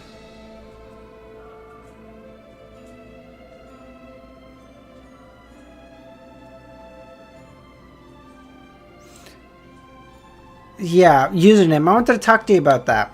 Listen, you guys may have created the language, but you have no fucking idea how to use it, okay?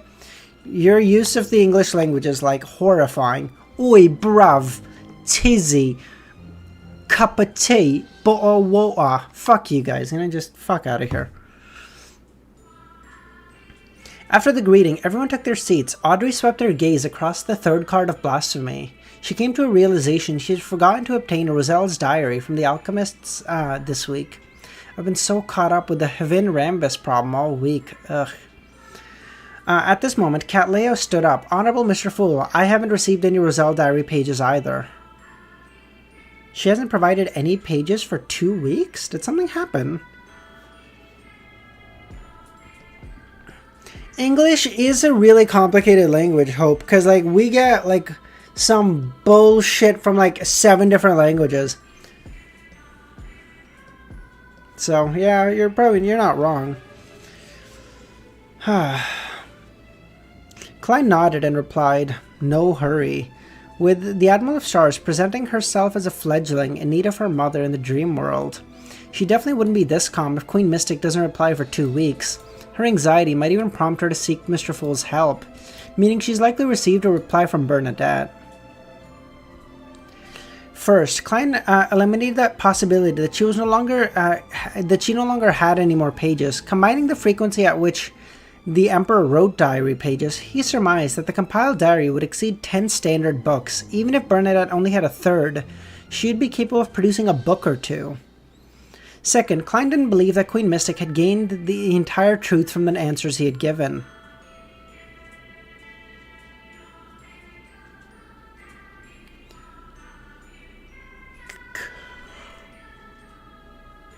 Combining all 3 points, he suspected that if the diary entries Bernadette planned on providing next would be even more important. They were more key and pointed to certain secrets or something special. Thus, Queen Mystic was in a dilemma.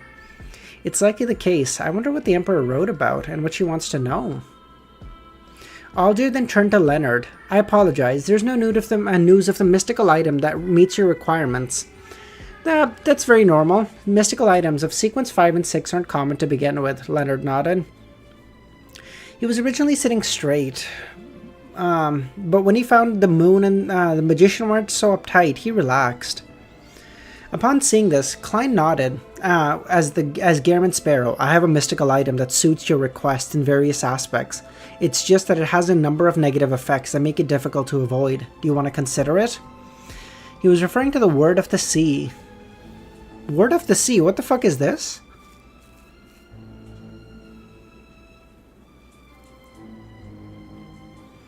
Klein had never had the intention of selling this item that almost required sealing to Leonard, as he felt that his dear poet friend couldn't withstand the effects of it. The belting of songs that didn't discriminate, the traits of tripping the wielder, and the flaw of being prone to... Oh, the singing staff, I see. Or the flaw of being prone to lightning strikes wasn't easy to avoid. However, after considering that Leonard had a sequence 1 of the Marauder Angel parasitizing him, Klein thought maybe Leonard might be able to resolve it. Oh, tell me about it, Leonard asked. It can release lightning on a target. He roughly described the beyonder powers of the staff, leaving Leonard enticed but frowning. It can allow me to fly. Even at a sequence 5, I'll need to seek out a suitable spirit before I can fly. The offensive strength is formidable, but the negative effects are terrifying. I'll ask the old man, see if he has a way to reduce them. I'll take some time to consider it. How about I give you an answer next week? No problem, Gehrman replied. As for the other members, if they were interested, all of them gave up the thought of inquiring about the price once they heard the negative effects. At this moment, the fool Klein's mind was focused on another matter. He wondered if he should take an opportunity to do a warehouse clearance sale. He had advanced to a DEMI-GOD. Many of the items he had before weren't of much use. I can keep Creeping Hunger, even if it's just for traveling alone.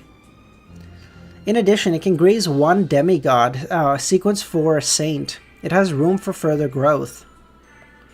The value of Death Knell is no longer great, but after activating lethal attack mode, the damage it does is pretty good. I can still use it for now, and it also has room for growth. From his point of view, as long as he obtained more powerful bullets, he could produce terrifying effects with Death Knell. The only problem was such bullets were equivalent to high-level charms. Nothing that could be easily found.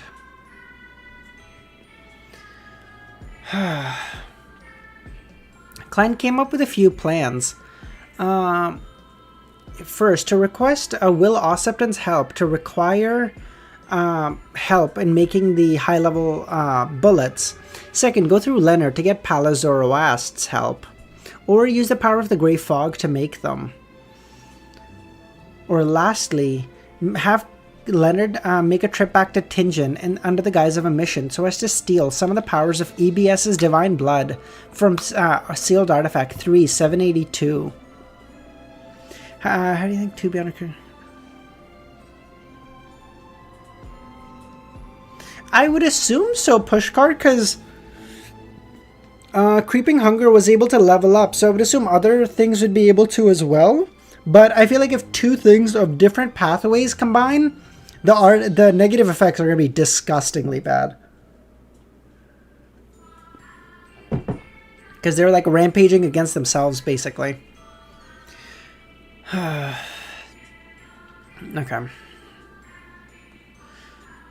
Follow...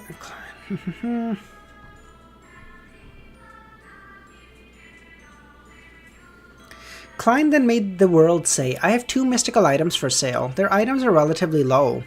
A low level doesn't mean it's useless. Many low level Beyonder powers can even turn the tides of battle involving sequence 5ers. I'm interested. Catlea nodded. Murloc Cufflink for £500. Green Essence for £1,000. I wish to buy the the Murloc Cufflink, Audrey raised her hand. She actually wished to say that she wanted both. After all, both items have extremely minor negative effects. However, considering how others might have needs as well, she found it inappropriate to take everything. That's so sweet. This could provide a layer of illusory skills, preventing her from being so easily caught. And more importantly, she didn't know how to swim. This could make up for the weakness. Audrey never learned how to swim? That's crazy to me. As for the heat and the dry weather, she wasn't too worried, because be it in Eastchester County or in Backland, the temperature seldom reached 300 degrees Celsius. The humidity... I assume this means 30 degrees Celsius? The humidity was also rather high. Seeing Miss Justice have her eyes on the cufflink, the other members wisely gave up. Following that, Alder bought the Green Essence ring. To him, although the water domain had certain restorative effects, they were inferior to a dedicated item. Do you know how to swim? Yeah, of course. Who doesn't know how to swim? Audrey has other people to swim for her? Bro, she's Rose from Titanic.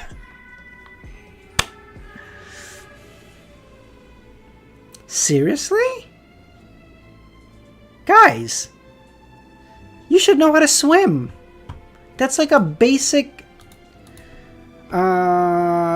what percentage of humans cannot swim?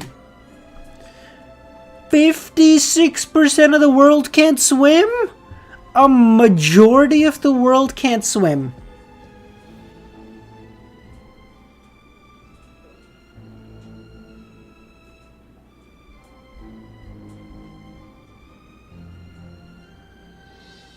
This is because of women. I will say, this study, this thing that I'm reading says, globally 57% of men and 32% of women are able to swim unassisted. If women got their numbers up, the majority could learn how to swim. It's 32%. Only 1 in 3 women can swim unassisted? This is crazy.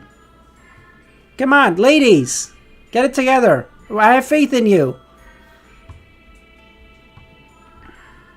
Do better. Username? That is a username. That's a crazy statement, bro. As for attracting mosquitoes, Alder wasn't bothered because he had illusory scales under his skin, preventing him from being afraid of bites. He only sold those 2 items? That's nothing.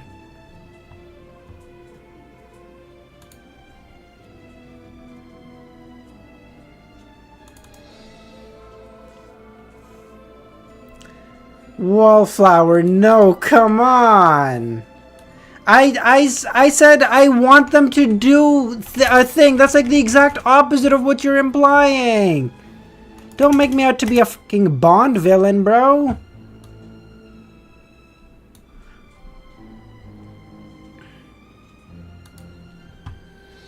I don't know, Dr. Z. I was thinking that. I didn't say it because people were going to be like, oh, they're what now? So I wasn't going to say that. I was thinking the same thing. Like, but I don't know. Interesting. Joint operation. You understand how I feel when I say something? Yeah, this is crazy. People are saying I'm a red-pilled. Your boss. Amon couldn't help but clasp his hands together and say to Miss Magician, I've already confirmed that the castle in Delaire Forest is an internal test that the Sanguine had given me, hiding the situation. I'm very sorry. I will refund you the £300 for the intel. In addition, I'll pay you another £300, and I will punish the Sanguine who omitted the information.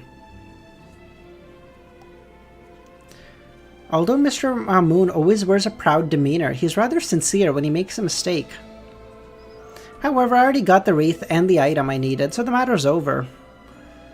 It's only a matter of oversight. There's no need for compensation. Just refunding me for the intel is plenty.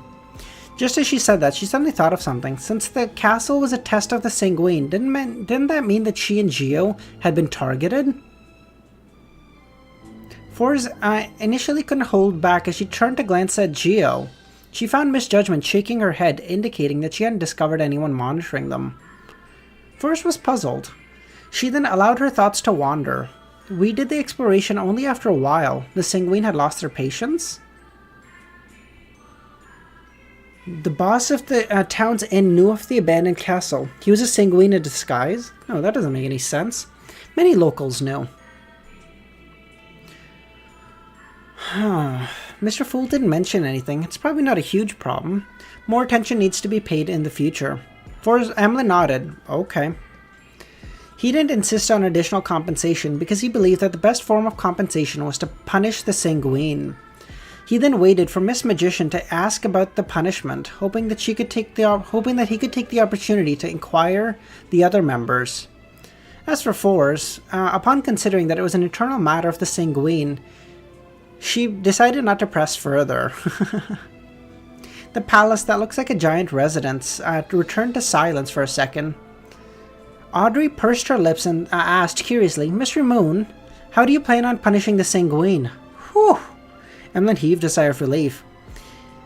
He looked at Mr. World. He did so because of orders from the higher-ups. I believe that this is a mistake that isn't something that deserves payment with his life.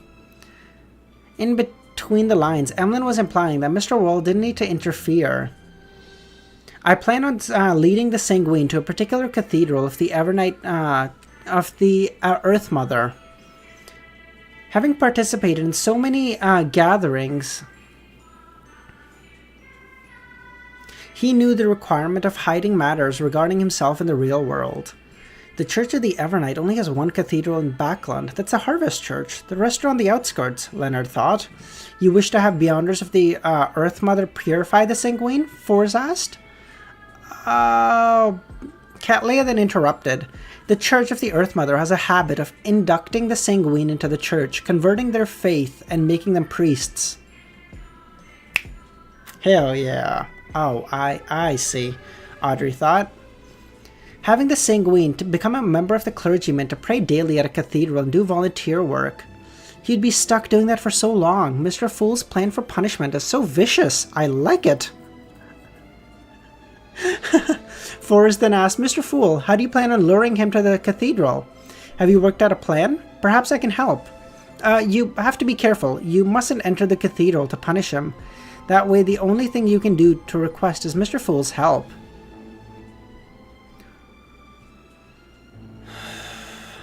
Upon hearing that, Leonard laughed. He was extremely certain that Mr. Moon was the Harvest Church's Emlyn White. Clearly, this Sanguine was already a priest of the Earth Mother. Emlyn the preacher. This is slightly akin to drowning a person pulling others in, Leonard laughed. He couldn't help but think, is this the power of a clown, or is this a state that Klein is accustomed to, looking at the world, unperturbed? At the end of the table, the fool covered his mouth. He never expected Emlyn to be so creative. This was a little like multi-level marketing, yet a little different. He's saying he's inducting him to a MLM. He's like, if I'm in here, I just gotta get like 4 more guys and then I'm making money. Okay, fuck them, but like I make money then. He always kept in mind Miss Justice's advice during the last treatment session, not always wearing a thick mask, doing his best when the opportunity arose to maintain a healthy state of mind. Emlyn cleared his throat. I temporarily do not have a plan thought out. I wish to get some suggestions from all of you. I hope to avoid an intense battle. I don't wish to have my identity exposed. Miss Magician, are there no problems regarding your participation? There are no problems regarding your participation, but we will not meet each other. Fours acknowledged. First, you need to tell us the sequence of the Sanguine. It's equivalent to sequence 5. He's pretty experienced and is good at creating a full moon effect. Full moon effect?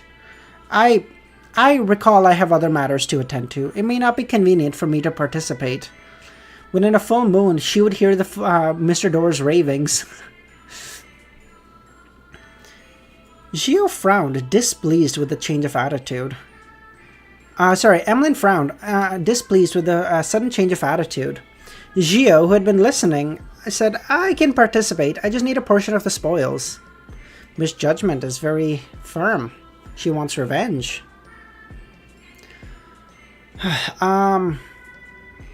As this matter involved her friends, how could Audrey not get involved?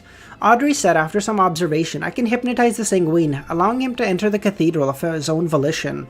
However, to not expose ourselves and to ensure a high chance of success, it's best that he's lost or in a half-dazed state when I hypnotize him. Can you do that, Mr. Moon? That's simple. I'll only be responsible for making the Sanguine unconscious. Of course, the premise is that there's sufficient intel, and that it depends on how we go about taking action. I'm good at tracking and investigation. Leave the intel to me, Gio said. Alright, first, Mr. Moon, you have to inform me of the Sanguine's name, address, and appearance. Alright. Then what's my part in all this, and what kind of payment do both of you want? Bro, we're Mentor Alger. Look at that, you all talking about staller this, staller that? Who said staller anything? I'm in fact 20 minutes ahead of schedule now. Fuck all of you. That doubted me. My goats know I would never slow down and I would never be off track. On that note, I am gonna go to the washroom really quickly. I have to pee really bad.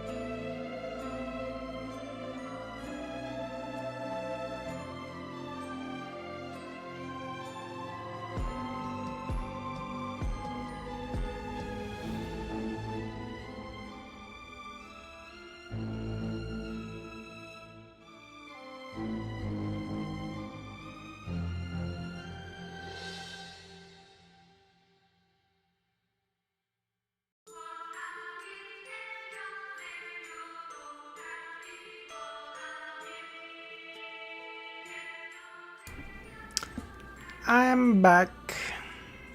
But the quality is lower. I mean, you didn't analyze the story. I mean, in the Tarot Club, there wasn't much to analyze, Dr. Z. We can just do, like... We're just chilling, you know?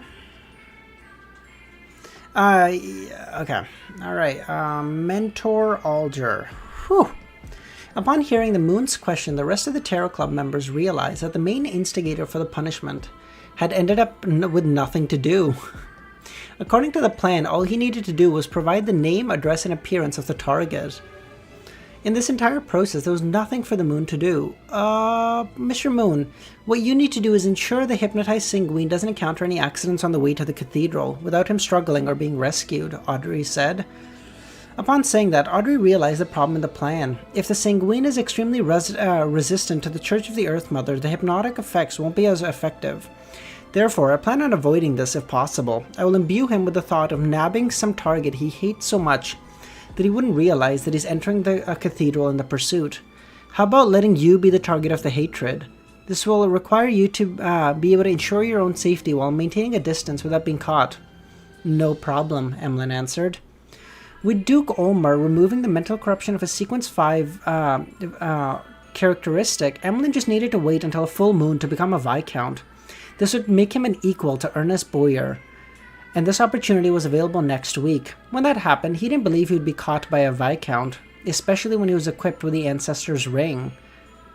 Oh, so good. Username. There was no... I mean, well, in fairness, I guess there wasn't a lot of Unk emojis. There was a lot of Baldy emojis today. I mean, in my mind, the two are fucking interchangeable. Just meant to hurt my feelings.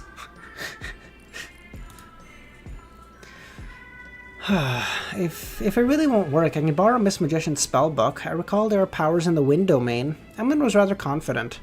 For fuck's sakes, Pushkar. By the side, Leonard felt a baffling sense of horror when he heard the conversation between Miss Justice and Mr. Moon continue. To him, no matter how terrifying a head-on battle was, it was nothing compared to the horror of doing something that went against his own will without him realizing it. He paused for a moment and replied to the second problem that Emlyn raised. My payment is the same as Miss Justice. I want a portion of the spoils. What the fuck is Leonard doing? What? I thought it was just Audrey and... What?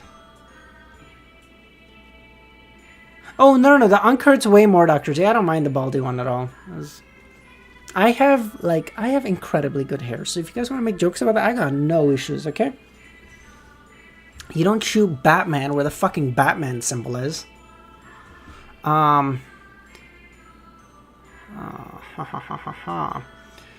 Audrey turned her head and glanced at Gio and said, "My request is the same as theirs. I'll take a quarter of the spoils."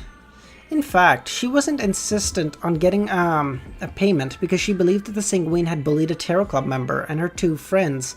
Punishing him was more just something she expected of herself. But Unk actually hits you in the insecurities. Unk just hits me in like a very rhetorical sense. Because like, I remember when I was 18 and I was working at the bank, I had a coworker join, maybe 2 years in. So maybe, so I think I was 20 at that time actually.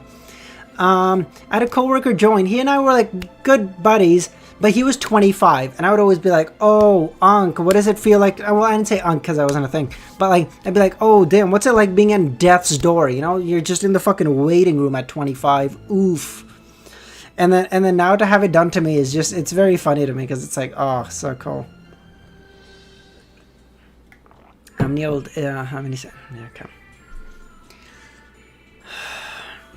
Furthermore, Mr. Moon doesn't have any money, so the payment will only be spoils of war, Audrey added silently. Yeah, well, no, I think Death's Door is at 25, okay, so I got time. Well, but I mean, me almost getting hit by cars is a whole separate issue. Although she didn't keep count, based on her ability to take note of the details and the memory of a spectator, she believed that Mr. Moon, who had spent £5,000 to purchase the Sequence 5 artificial vampire characteristic, wasn't in the best financial state. No, Pushkar, it's just,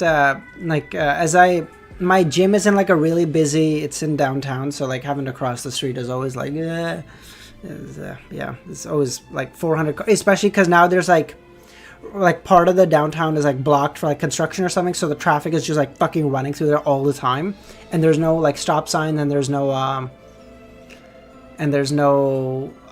lights, so it's just like, you know. You haven't crossed streets in India. This is true. Yeah, I have not, but I've seen photos, and I would die very quickly. Especially, I feel like especially even if I fucking got there, I feel like my immediate instinct would be look to the left for a car coming, when in fact over there you guys drive on the left hand side. So like, I'd have to look right. I'd look the other way and just fucking get yoinked immediately. So even fucking Europe, I'd probably have the same issue.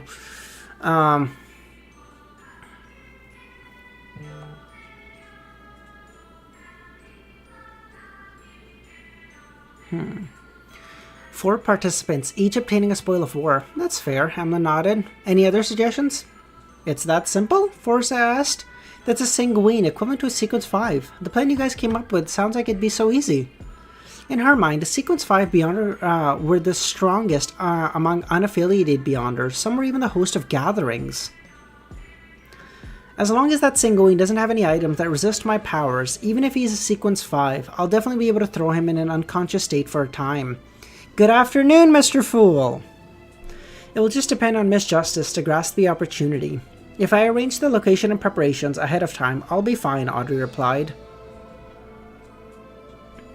She was actually a little uneasy. After all, this was her first time in a battle. Oh, this is true. After Forrest heard the response, she felt her mind adrift without realizing it. Apart from Mr. World, the rest of the Terror Club have the ability to finish off Sequence 5s. That's right, Miss Justice is already a Sequence 6. With the cooperation of Beyonders at the same level, there's a good chance of hypnotizing a Sequence 5. I always think I appear on the I think so too, Mr. Fool. You know what's the whole, the protagonist only shows up at the end or whatever the fuck? Just as Emlyn felt that this matter had been settled, Alger, who had been observing, spoke. As a member of a secret organization, I believe everything needs to be considered at a deeper level. Huh? Since Delaire Forest's abandoned castle was a test, why isn't the obvious sanguine a test as well? Exactly. I knew the Hanged Man would say something, the fool said. The fool thought, as he controlled the world, Gearman to nod. Emlyn's pupils constricted. He was at a loss. He was so careless. Leonard was taken aback too. He realized he was too desultory, involving himself so quickly. As expected of the Hanged Man, he considers everything so meticulously. Audrey, you need to be more careful. So we need to abandon the punishment and take the action when the sanguine are unable to maintain the surveillance? No, there's no need. Just a few acts of misdirection would be plenty. Oh, nice. Thanks, Milos. I'll take a look after I go to the gym. I'm not going to do it right now. Well, actually, after I get rid of all that, then I go to the gym. Then I'll do that. Okay.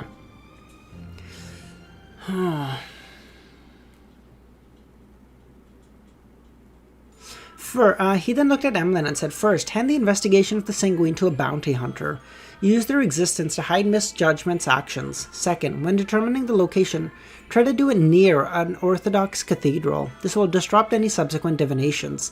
Third, before Miss Justice and the others take action, you have to do something that leaves one suspicious but is nothing eye-catching. It'll make you seem like you will be exacting revenge somewhere else, so as to attract the eyeballs of the monitors away, creating the desired opportunity. Combined with the first point and the fourth, only after the sanguine is hypnotized do you become the bait. Yeah, Kami, this is the last chapter and I'm like near the last bit of it, so like I'm literally like maybe 10 minutes or so. Of course, if there's addition of anti-divination and anti-prophecy at the demigod level, the entire matter will be flawless. Of course, Miss Justice, Mr. Starr, you will have to be disguised during this operation.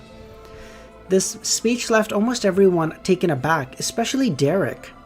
Although he had no means of participating in the operation, as a member of the Terror Club, he couldn't help but be concerned. He hadn't thought of any problems with the original plan, so now he couldn't help but be impressed. You mean that I should use a superficial form of punishment to hide Miss Justices and the others? It's like I would make it appear that I'll take action in a particular corner of the square after the target leaves, attracting all the attention, but in fact they would have already done the hypnosis beforehand? Exactly, Alder nodded. The problem now is that where are we to find an item or charm with anti-divination at the demigod level? Fors said, I can lend Lemanos travel. On it, there's the Angel's Embrace. I can also take a spoil of war. As she said that, she glanced at the world, Gearman, heaving a sigh of relief when he saw her silent. Unbeknownst to her, the fool had a simple thought process. Angel's Embrace. That sounds much better than Paper Angel. So from before Will accepted images? Oh, okay, sounds good, Milosh. With the punishment operation finally confirmed, Audrey didn't say anything. Audrey didn't hesitate as she said, I met the alchemist's counselor, Havin Rambus, last week. What? Havin Rambus is a counselor of the psychology alchemists? Leonard sat up. He had the urge to report it to the Archbishop and gather a team to arrest him. It was an occupational hazard. That is a very good name. Alright, finished all the chapters. Let's go. 24 minutes ahead of time. Who was everyone that said I couldn't do it? Get fucking rocked. Goddamn, I will. Wow, this is amazing. I will read all this later. That's awesome. Console of Covetousness is... That's so good. That's so good. Okay, by the way, do you guys think we should replace... do you guys think we should replace this with... replace the danger emoji with this one? Obviously, members, because, I mean, y'all are the only ones who will have access to it. I mean, I'll add all these to the Discord, because we have, like, fucking damn near an infinite amount of fucking things on the Discord. This is cute.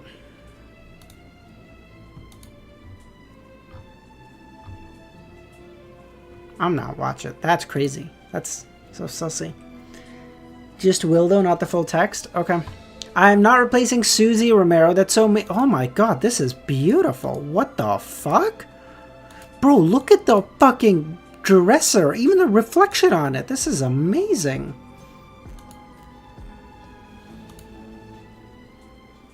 I don't know why. I thought this was a revolver for a second. And I was like, why is Force threatening Gio? What the fuck? But, okay. This is so good. These are fan arts for future videos. Aw, thank you, Milosh. I'll add these to... I'll just add these to a folder so I have access to these in the future. By the way, I used a different editing method. Let me know if if you guys liked it better or worse, if you didn't notice any difference. Because like this method was...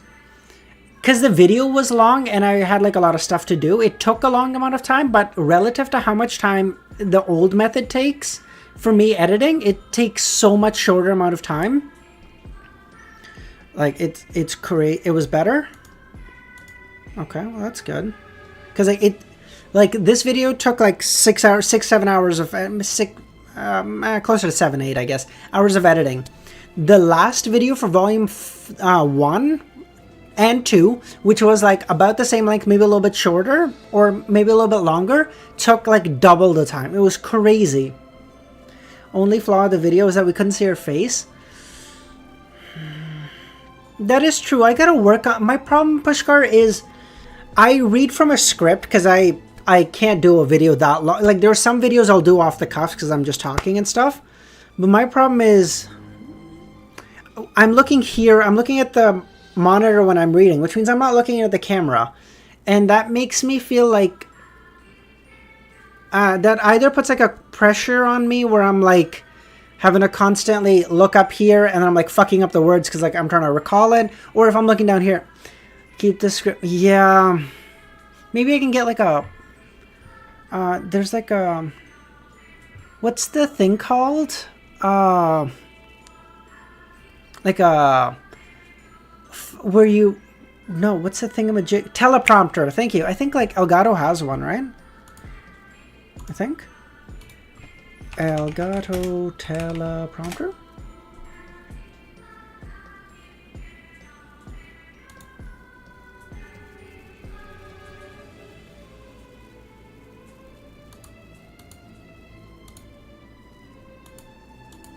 I don't know, whatever.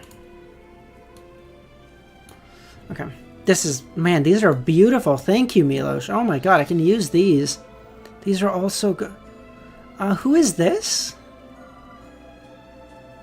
By the way, Oda definitely doing something with Zebek and Buggy with that transit. I think so. I think so, Ramiro. I think so. Especially if you see their bounty posters, they're like 1-to-1.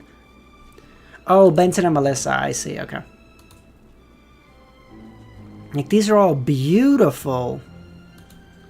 Holy fuck. This is Crescent Sesame, right? I think? The Bone Sword?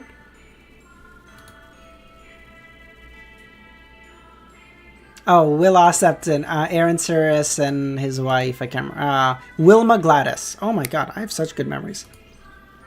God, I'm so goated. Amon, wow, that's beautiful.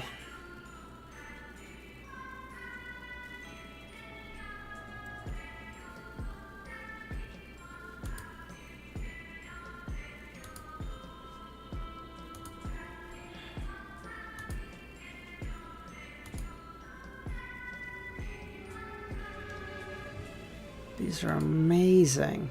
Wow, even just this one. Bye, Dr. Z. Thanks for staying for the whole thing. I appreciate you. Thanks for being part of the 2%.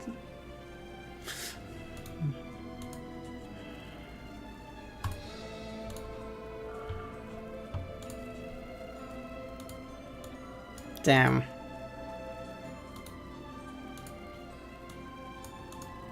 Dr. Z might be like an entire percent of the 2% actually, just because of how many accounts she has. This is so good. Ouroboros is like, huh? This is so well done. This is amazing. Yeah, bro, Jesus Christ, those translucent worms are disgusting. Maggots, rather. Damn, bro, that's not a revolver, by the way. I don't know who fucked that up, but that's a semi-automatic for sure. Get it, get it. Hunter. On the... Oh, Hunter on the hunt, I think is probably what it would say.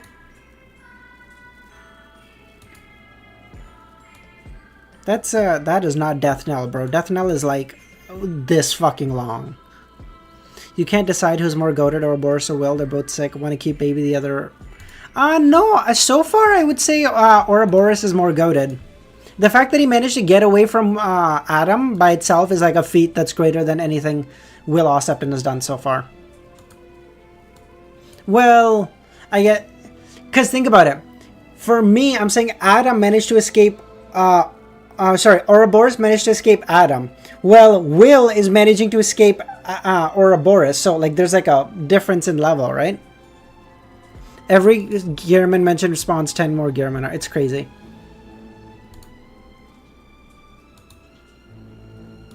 Oh, these are the angels. So, Adam, Medici, Ouroboros, Amon. Let's go!